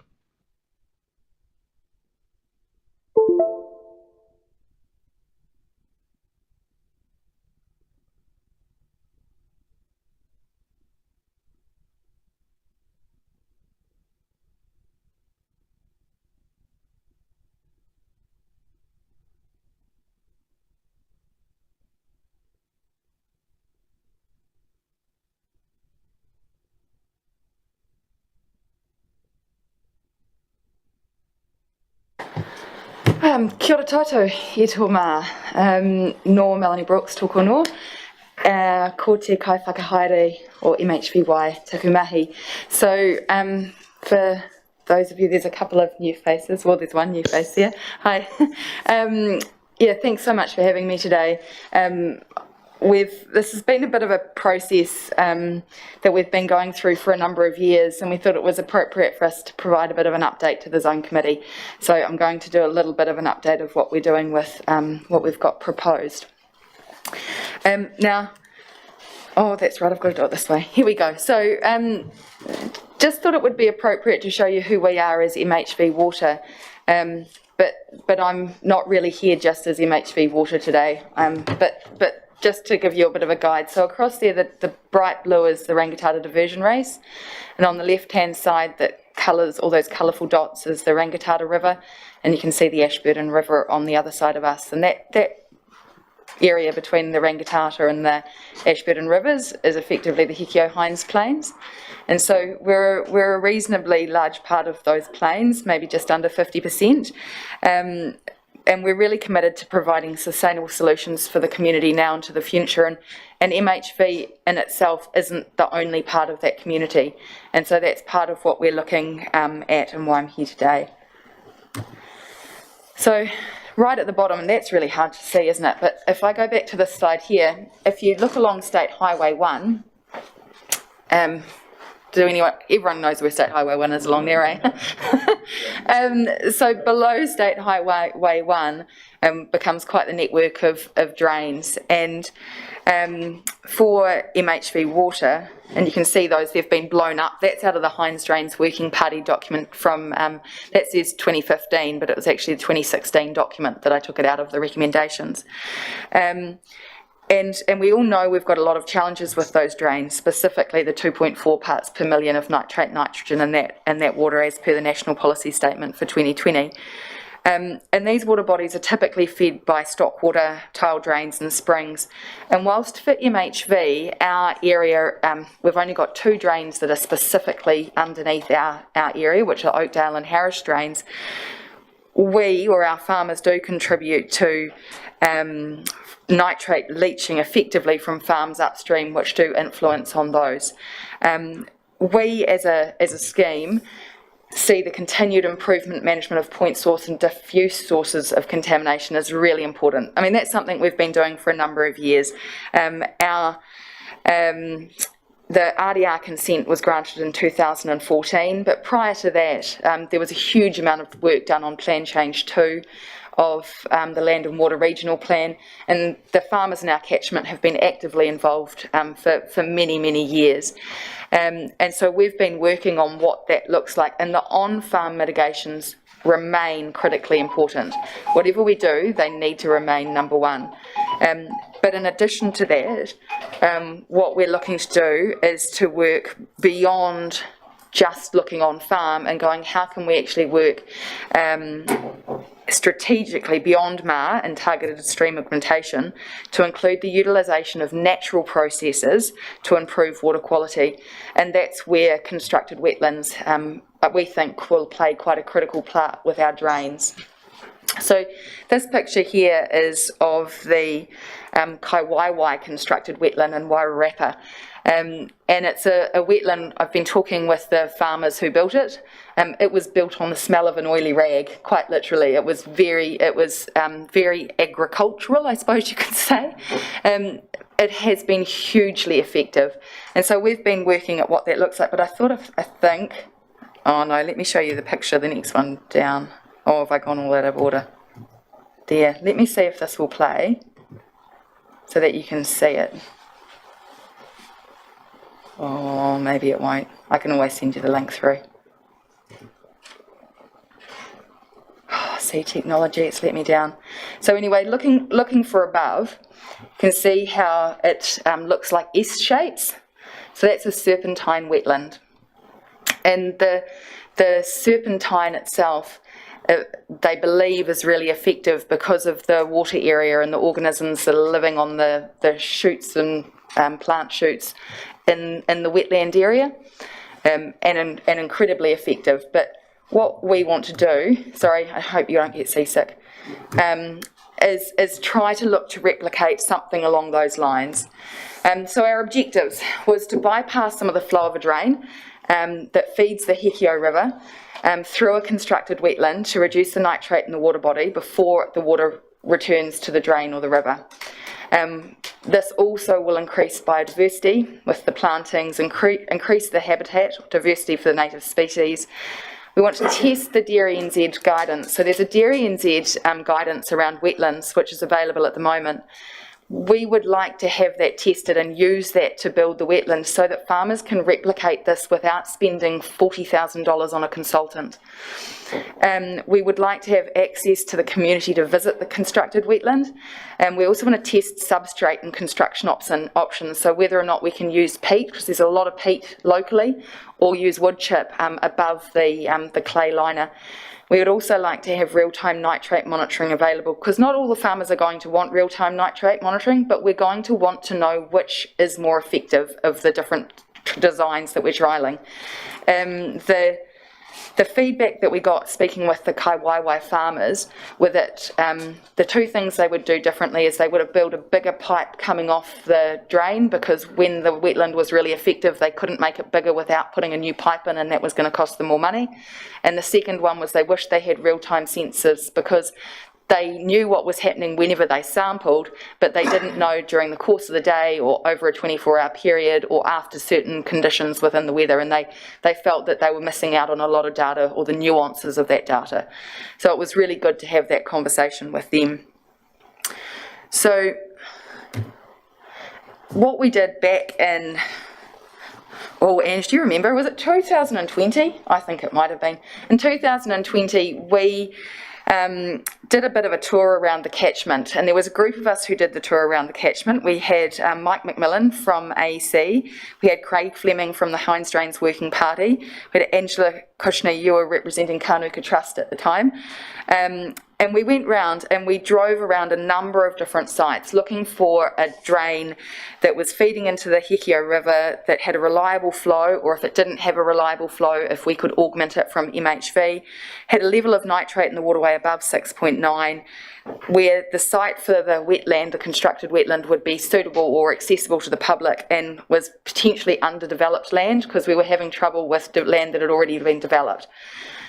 This is one of the sites that we found. So I know this is a pretty average map. So Taylor's Road, that runs along the Hekio River. You've got Poplar Road running perpendicular to that.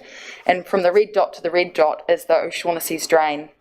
And that little triangle in the bottom is a piece of land that's about a hectare in size, so it's not a massive footprint. And there's access, the landowner who owns that dry land block above has agreed that we can access along the side of the drain. There's also potentially access along the stock bank, which would provide a viewing platform to the wetland. So with the site being small as well, it provides an opportunity for us to demonstrate what people can do on a small footprint, because there's not, people aren't queuing up to put 50 hectares in wetlands. Now, that might be the case in future, but it's not the case right now. And so we are really looking for something that's replicatable. So to give you some guide on O'Shaughnessy's, it's the dark green one. So off the Heinz River, you've got Taylor's, and then the dark green one is an O'Shaughnessy's, and the green area is the area that effectively that feeds it, and that's how they've highlighted it. This is from the Heinz Drains Working Party recommendations as well, and includes a number of those drains that are north of the Hekio River. When we've done sampling of the drain, so the Heinz Drains Working Party did sampling from July 2012 to September 2016, and the average nitrates during that level were 7.19 parts per million. We've more recently sampled it towards the end of last year, or actually it was the year before that, and it was at 9.5. So we do know that there is some volatility in the level of nitrate in that drain, but there is definitely a lot of nitrate that we can be working on getting out. So to date, for support... Oh, geez, I've got a cringe. Oh, okay. Cheers, Phil. And actually, pretend Tavendale and Partners isn't there, because we haven't actually formally agreed that. I was going to update that to say legal partner, but they've agreed to provide us with some support for the legal. The Townsend Trust, who own the land, have agreed to gift the land to the group. Dairy NZ have done the design or are doing the design. The reason you don't have a copy of the design yet is because we're still working on the design. Synlait have agreed to donation of plants to do the wetland, and MHV are doing a lot of in-kind work on the ground to get it going, and paying for the completion of the due diligence. So it is a real community endeavour. Recently we have had we had a group that came out where we had representatives from the Eiffelton Biodiversity Group, from the Mid-Canterbury Catchment Collective, from HH Wet, from, did I say the Heinz Drains Working Party, the ECAN, and we've had Arawhenua come again and have a look at it. The site isn't perfect, but we're really passionate about trying to make a difference here and finding a way to demonstrate how we can use small parcels of land, for example corners, that can make a meaningful difference to water quality outcomes. And and you're not going to see that because that's not going to work.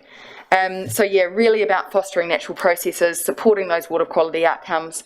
Because the drain does feed the Hekio River, we think there's some real benefits to the river, which we know is a Ashburton Zone Committee objective.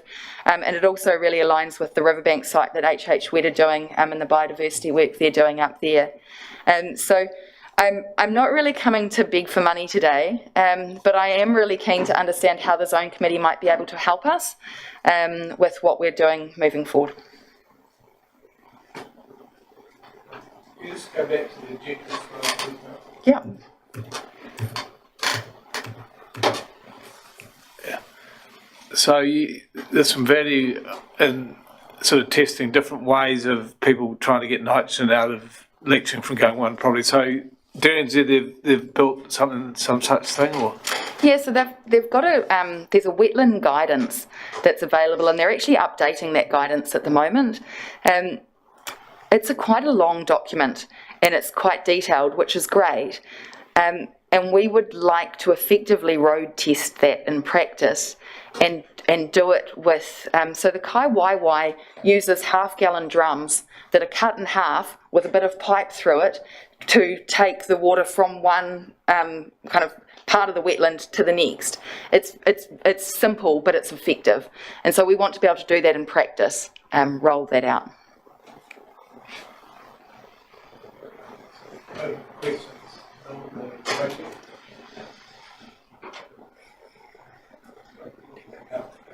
Yeah. Want me to take that out? No? So Mel, just from my perspective, I want to say thank you for the work that you've put in and the effort in, and I know it's not just you, but every project needs a leader, and you're certainly doing that. And one of the objectives I think that we could add to your list is the community engagement component. So when we have a focus area or a project, it does bring people together. So I attended a couple of those visits, and we took the Managing Wetlands as Farm Assets team on site the other day. So hopefully we can increase that engagement, that knowledge sharing, that learning, and raise awareness around what it is that you're doing and why. Because I think once people understand the what and the why, they're quite keen to get involved and see what they can do. So community engagement would be another one of the key objective opportunities. Thanks, Ed. I've just added that into my spreadsheet. Thank you. Bill, if I may just make a comment, one of the things that the Zone Committee can clearly do to help Mel with this project, or Mel and her team with this project, is support the consenting process and encourage the Regional Council to be supportive in the consenting process. And Mel and Ange and co, who've been at the field trips down there, understand the issues. But creating wetlands seems to fall outside the gambit of most of ECAN's plans. And so the wetland project I chair, one of our farmers created a wetland to do something similar. up on the Selwyn, and I think it was $20,000, even with the help of ECAN, to get through the consenting process. And so, so even just the moral support of this zone committee to Mel's team to help through that could make a significant, not only philosophical support, but essentially probably a financial support, just in the fact that you've got that support. Yeah, that would be great. So is this sort of like a heads up of what you're doing, and eventually you'll be looking for some sort of help if you can, or what's Well, when I was looking at this, when we originally talked, I thought, oh, well, I'll ask the zone committee to fund the sensors, because the sensors are going to cost us about $20,000. And I don't have a firm enough budget, in my view, at this stage, to present that to the zone committee to say definitively this is what it's going to cost. And so I just couldn't put up that that's what I would like for you to do. I mean, obviously it is, but the thing with the sensors is that the information would be available for all of the community and would be available for anyone to see on a live website. And I think the power of that really aligns with the zone committee's goals, and so I thought that was quite, would be really appropriate. The other thing with those sensors is they can be, once you have determined the effectiveness of the wetland, they can be relocated, they're movable, and the agribusiness group that have developed them, they're actually new sensors, and so they would provide them to us in a kind of like a beta model for a lot less than they are intending on going to market on, and so there's some real advantages to the community in that.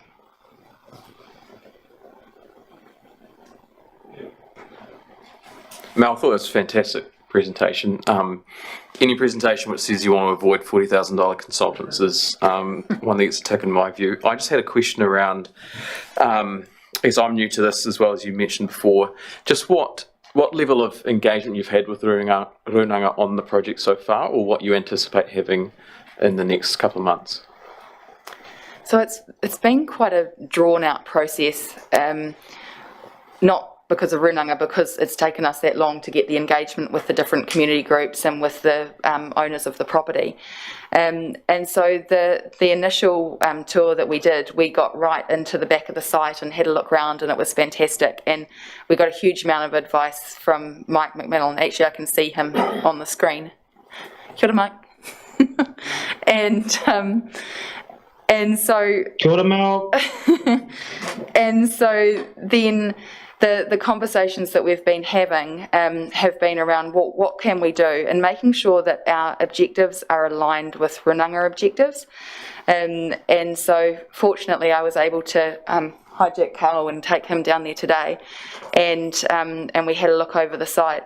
But I think it's an ongoing probably communication. I don't want to monopolise anybody's time, but we need the guidance from Runanga to ensure that we've got it right as we're building it. So it'll probably be a case of, with the design, making sure that the design gets that review, but we're also quite keen to go and do an assessment of the drain. So go at night and have a look and see what's in the drain, so that we make sure that anything that is there at the moment we don't upset.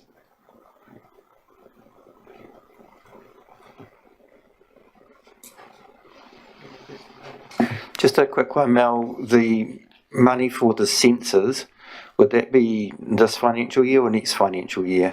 It would be this financial year if I can get everyone joggled along. Yeah, definitely.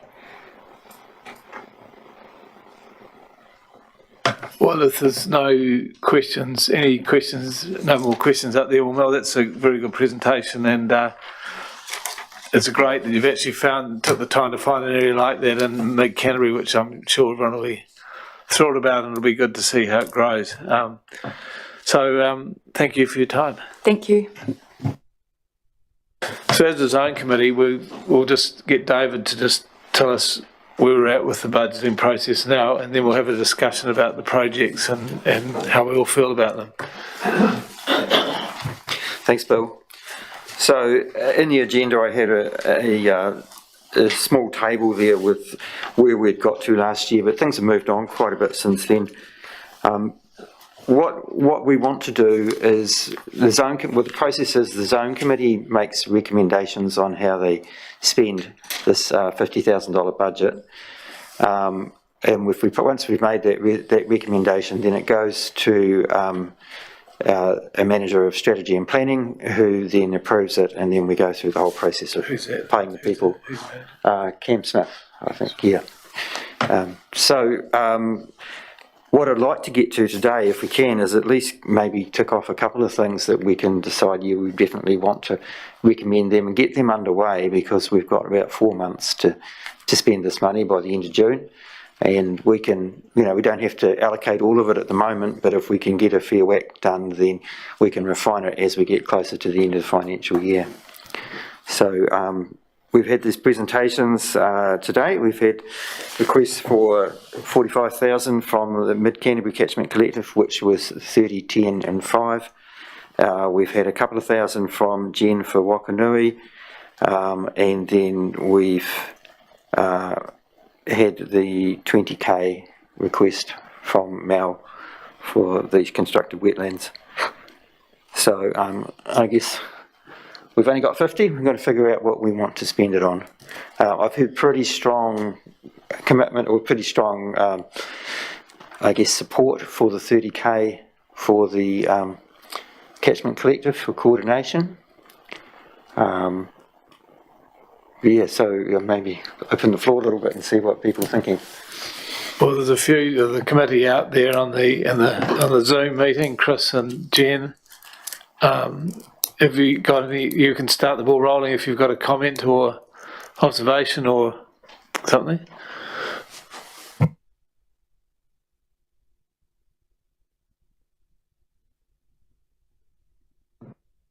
Who's going first? I just unmuted then at the same time as you. Do you want to go, Chris? No, where you go, Jen. Okay. I guess my only comment at this stage was that perhaps we could set off with some of that money for the Catchment Collective, and so that we can get them started and get them going and see where we're at the end of the financial year, and there may be some more left over. But what I noticed from the table that is there in the agenda is that actually quite a lot of that money, like the Carter's Creek community engagement, quite a bit from the idea for the Whakanui Hapua, the second bit of the catchment group coordination, like quite a bit of that falls into that catchment group stuff, especially in terms of community engagement. So yeah, maybe we could put some, look towards later on putting some towards the sensors with Mel's awesome wetlands plan, and putting some towards the Catchment Collective as well. That's my 2 cents. Thanks, Jen. Chris? Very supportive of all the projects. Only one thing I'm not sure about is the contribution up front of what the Catchment Collective is, and when we're setting up the Ashburton Water User Group, that is the support that ECAN was able to give. That actually helped it get it off the ground. So totally supportive of what's going on, but I'm very cognizant of only a $50,000 budget, and if there's any other projects turn up next month, how do we deal with that? So I'm supportive, but I just don't know how to trim either one of those 3 projects. So I'll just have to leave it there at the moment. Thanks for your help, Chris. Claire, are you on the line? Yeah, I am. Would you like to make a comment, Claire, please? Very supportive of the Catchment Collective. I think that funding will go a long way in creating change for the community. So that probably would have my strongest vote. And then, but I do agree with Chris where I think that they're all worthy of investment. So it is quite hard to decide which should be cut. That's clear. All right, Artie. I agree with everyone else. The Catchment Collective coordinator seems to be quite important. And also we've been involved quite a bit of time with the Whakanui book project, and where it's not a big ask, so I think that should also be in there. Are we allowed to put a question back to Duncan? I was just wondering, Duncan, if you're still here, how far would, say, half of that $30,000 get you in terms of getting someone on board who can then start generating other sources of income at that stage? As I said before, how long's a piece of string? It's we're pretty well committed to starting the process. So I guess that's a discussion we'd have to have with our coordinator, and there has been a lot of in-kind work being done already. It's not, dare I say it, it's not going to stop us. We're going to box on, and it's going to put some different pressures on to get other funding. But yeah, it's at this stage it won't stop us. We've probably got too much time invested to pull that now. So it's certainly that's not going to happen. Okay, that's good. No, thank you. And I agree with the general sentiments of the rest of the group. I think Jen's project is fairly easy to fund, isn't it? It's just asking for an underwrite at this stage on the provision that if donations don't come through, then we follow up afterwards. I think that's fine too. And yeah, as I mentioned before, totally support Mel's project for the wetlands. I don't know if we need to, do we speak to the other ones on this list here that Dave's got? If you've got a comment, sure. No, nothing other than I'm not sure if we are agreeing on the total set today or whether we sort of pick and choose. Well, I thought we'd just go get a general consensus, see what we're feeling about, and then sort of decide, because obviously how we break it up, but it's, yeah. So Ian, would you like to? Yeah, I get James's comments about if we give you this much, can you do that much? In this case, my view is that actually we need to fund that full 30,000 to the coordinator, because they've already been trying to do this much with this much, and I think it's time we. My view is that if the zone committee is going to make an investment on trying to make a difference in this district, the proposal for that coordinator is the most likely to give us the best return on the dollar invested. And I think they've already gone a long way without anything, and they need a decent shot to really give it a fair crack. That's my view, but you know, everyone can change have their own view.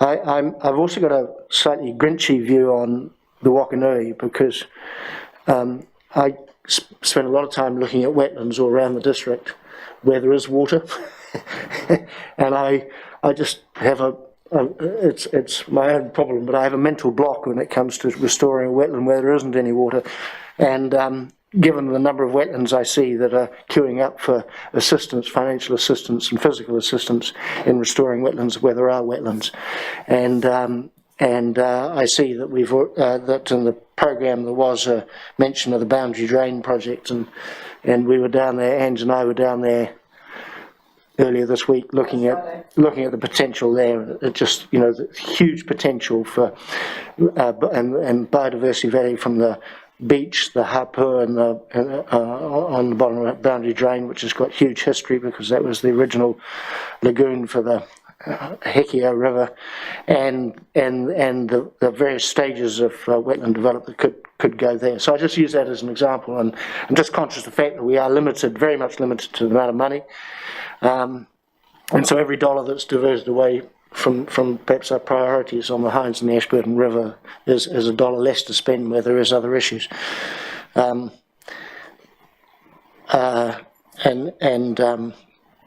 I'm also very supportive of Mel's project, but yes, my priority is to give that full funding to the catchment coordinator. Thanks, Ian. It's a good summary, Sydney. Yeah. your shot. Like I stated before, I'm very supportive of the Canterbury Collective, and I wouldn't say that, unfortunately, because our budget is so restricted, that if we allocate the whole thing to them, then we won't be able to allocate to other projects. So I'm a little bit with Alan on this one. But definitely a large amount than 50% for the collective, and definitely support the Wakanui project. And I abstain from the last vote. Now, as you're probably all aware, Ange hasn't taken part, and Ange has got a conflict here because she's been working with the group. And so, Ange, unfortunately, you can't take any part in the votes. I think so, Les? Somebody's still on. Yeah, I'm probably supportive of any wetlands, and especially the Whakanui. I think that's something that needed to be sorted out a long time before it got to the stage it is. The other wetlands area, I'm involved in 6 wetlands in the Selwyn area, and the only way we can see for the Te Waihora to making improvements is wetlands. So any wetlands in the whole of Te Waipuna is a win-win. And the catchment group, yes, I support it, but I think the other two have got to come first before and fit the catchment group into the budget.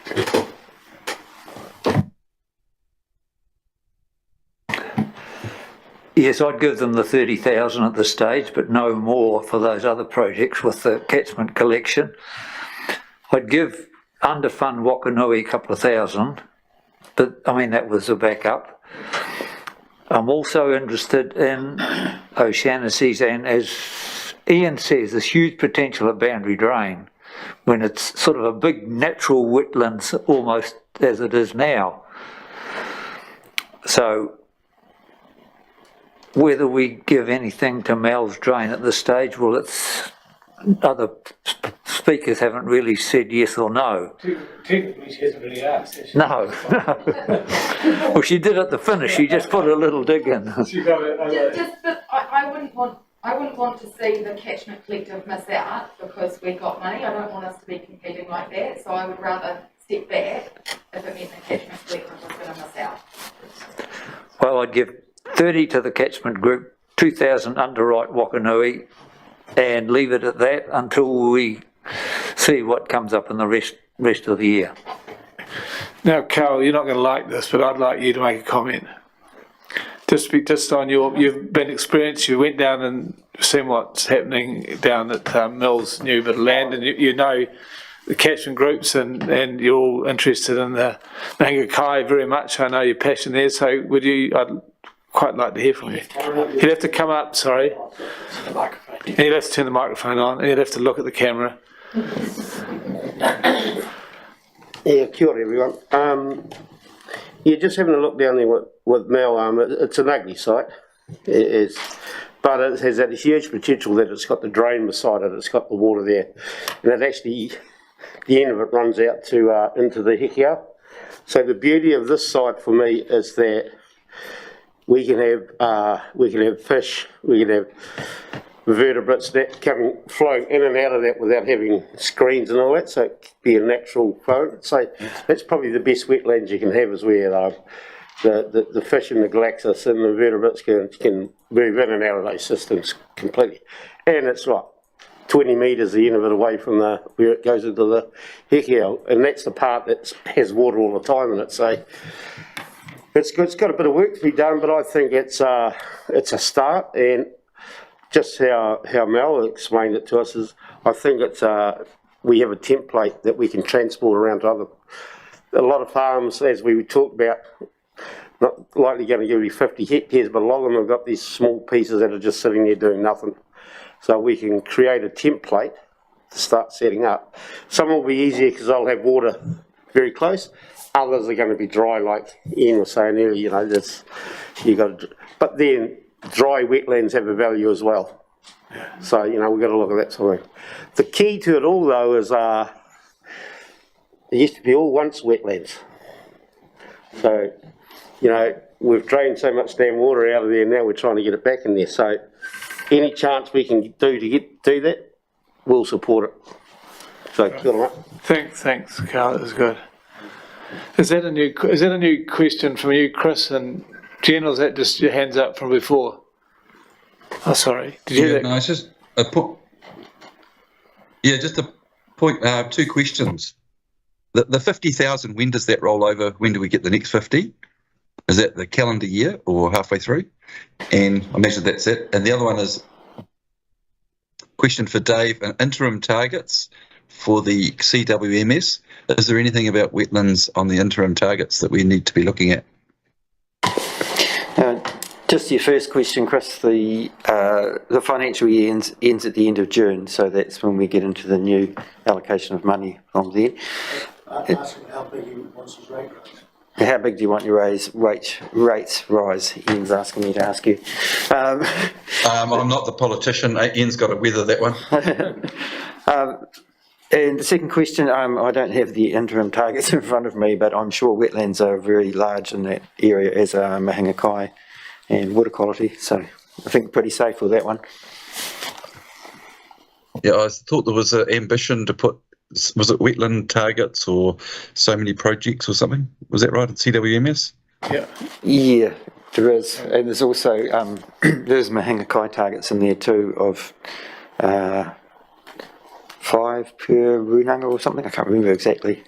You've got me on my back foot. I haven't got it with me. Yeah, just 5 per. It's okay. So we could actually have 15 sites in this group. 5 for or for the ones. So given the light of So given the light of those answers, if Bill's after what Stuart said, pretty much summed up what I think, which was the Foothills group, and leave Mel's one, because I think in June there's another round of funding that I think would help. So that's where I'm sitting from at the moment. Thanks, Chris. Chris, you're going to have Carl. Yeah, just quickly, I think that it's a national drive now for wetlands. So it's part of the government's policy to go from loss of 95% to start increasing them again. So it's a national drive for restoring and re-implementing wetlands. I'll ask a question either for Carl or Les or James, but say for Mal's, we'll call it Mal's wetland at the moment, and then the cordon, right, and then Duncan with his coordinated group and everything. So the Runanga or the iwi, if you see a good project, for example, what we've been presented today, will you then support? They'll become one of your 5 wetlands, for example. If you'll support those wetlands and drive them to be what you want. And is that sort of the feeling? What I've done, or Parmitu's done, is left Arapana as the lead for those 5, even though we could have individual 5. So we'll take advice from Arapana. Okay, so if you like these, your 5, you could easily say, well, these will be one of ours. Yeah. Okay. All right, James. Yeah, and I think in this instance I'd defer to Carl's advice as a newcomer, but I wouldn't see any problem with supporting this 100%. Just a comment when you're talking about numbers of wetlands. We've got more wetlands in the process of being restored than any of the targets we have in the CWMS as we speak. And that's why the coordinator's role is really important, because I think that'll not only increase that, but it'll also daylight a lot of that work that's been done already. Okay, well, I've been writing notes down and can be corrected if the meeting feels that I haven't got it correct. But what I see here is the committee is quite happy to give 30,000 to the coordinator role for the start off of the catchment coordinating group, and a figure, either a figure or an underwrite to Wakanui, whether you put a figure in there or just underwrite it, whatever, because maybe we'll underwrite it to $2,000 or something like that. And then we're just then the feeling after that was just wait and see if there's money left if something else comes up, and that give Mel a chance without actually saying that to be ready for the next round. Is that catch? Can I just confirm with Dave what the budget is for the next round? Is it 75? Does it go up to? Right. Yes, so that gives more scope, I guess, for the Hekio community project. Maybe Duncan wants to reconsider. That was why I asked the question about the financial year to Mel, was to figure out, but Mel did say she would prefer it in this financial year, I think. Well, we can probably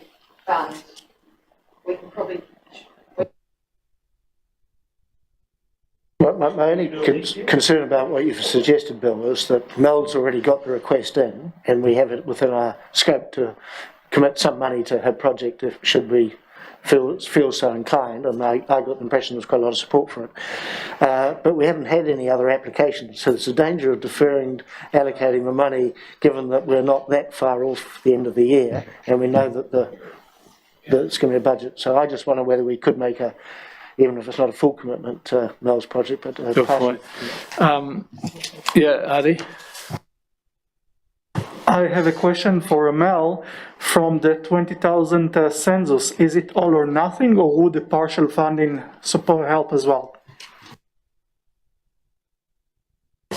Yeah, partial funding would definitely help, because MHV has committed some funds towards this project as we're doing the due diligence, and that will reduce the amount that MHV contributes by having the support from the zone committee. So yeah, that would be great.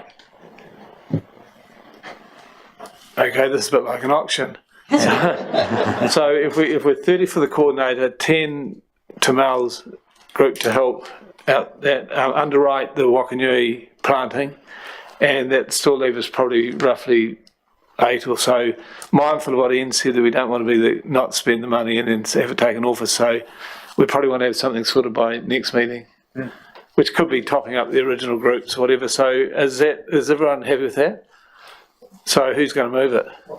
30, 10 and 2. Yeah. Who's moving it? Ian will move it, seconder. Hardy? I can do that if you want. Chris, thank you. Have you got your picture on there, Chris? No. Gosh, we're going to finish quite quickly. So it's moved by Ian, seconded by Chris. All those in favour, please say aye. Aye. Any against? Excellent, thank you very much. Carried. So thanks everyone for your presentations, and thanks to the committee to making a decision on time, which is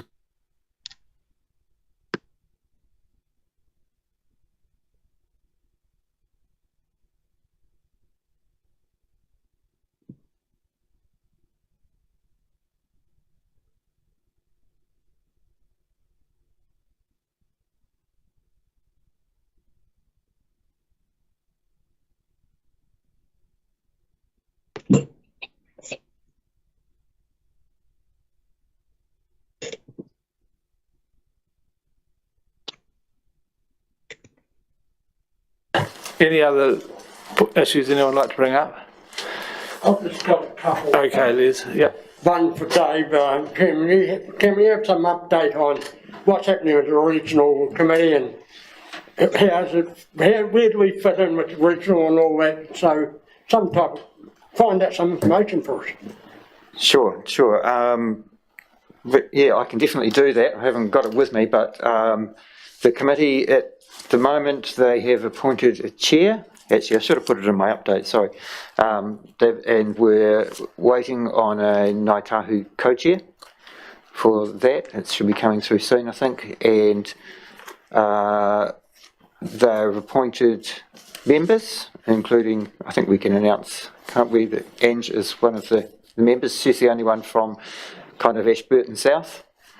Yeah, that's about as much as I know, but I can get an update for the next meeting if that would suit you. Yeah. And the other one is a Jen.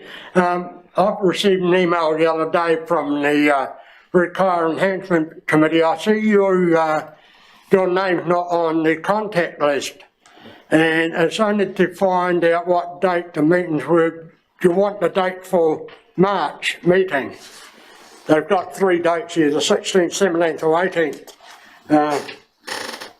You looking at going, or you want me to? Right, I will get back to them about that. Sorry? Thank you for letting me know. Okay, so that's. Unhappy. Dave, would you close the meeting, please? Sure. Unihia, ki te uru tapanui o tāne. Kia watia, kia mama, te nako, te tinana. Tai wairua I te ara takata. Koe rā e ronga, whakearie aki ki hunga, kia tina, Haumie, hui e, tae ki e. Kia ora.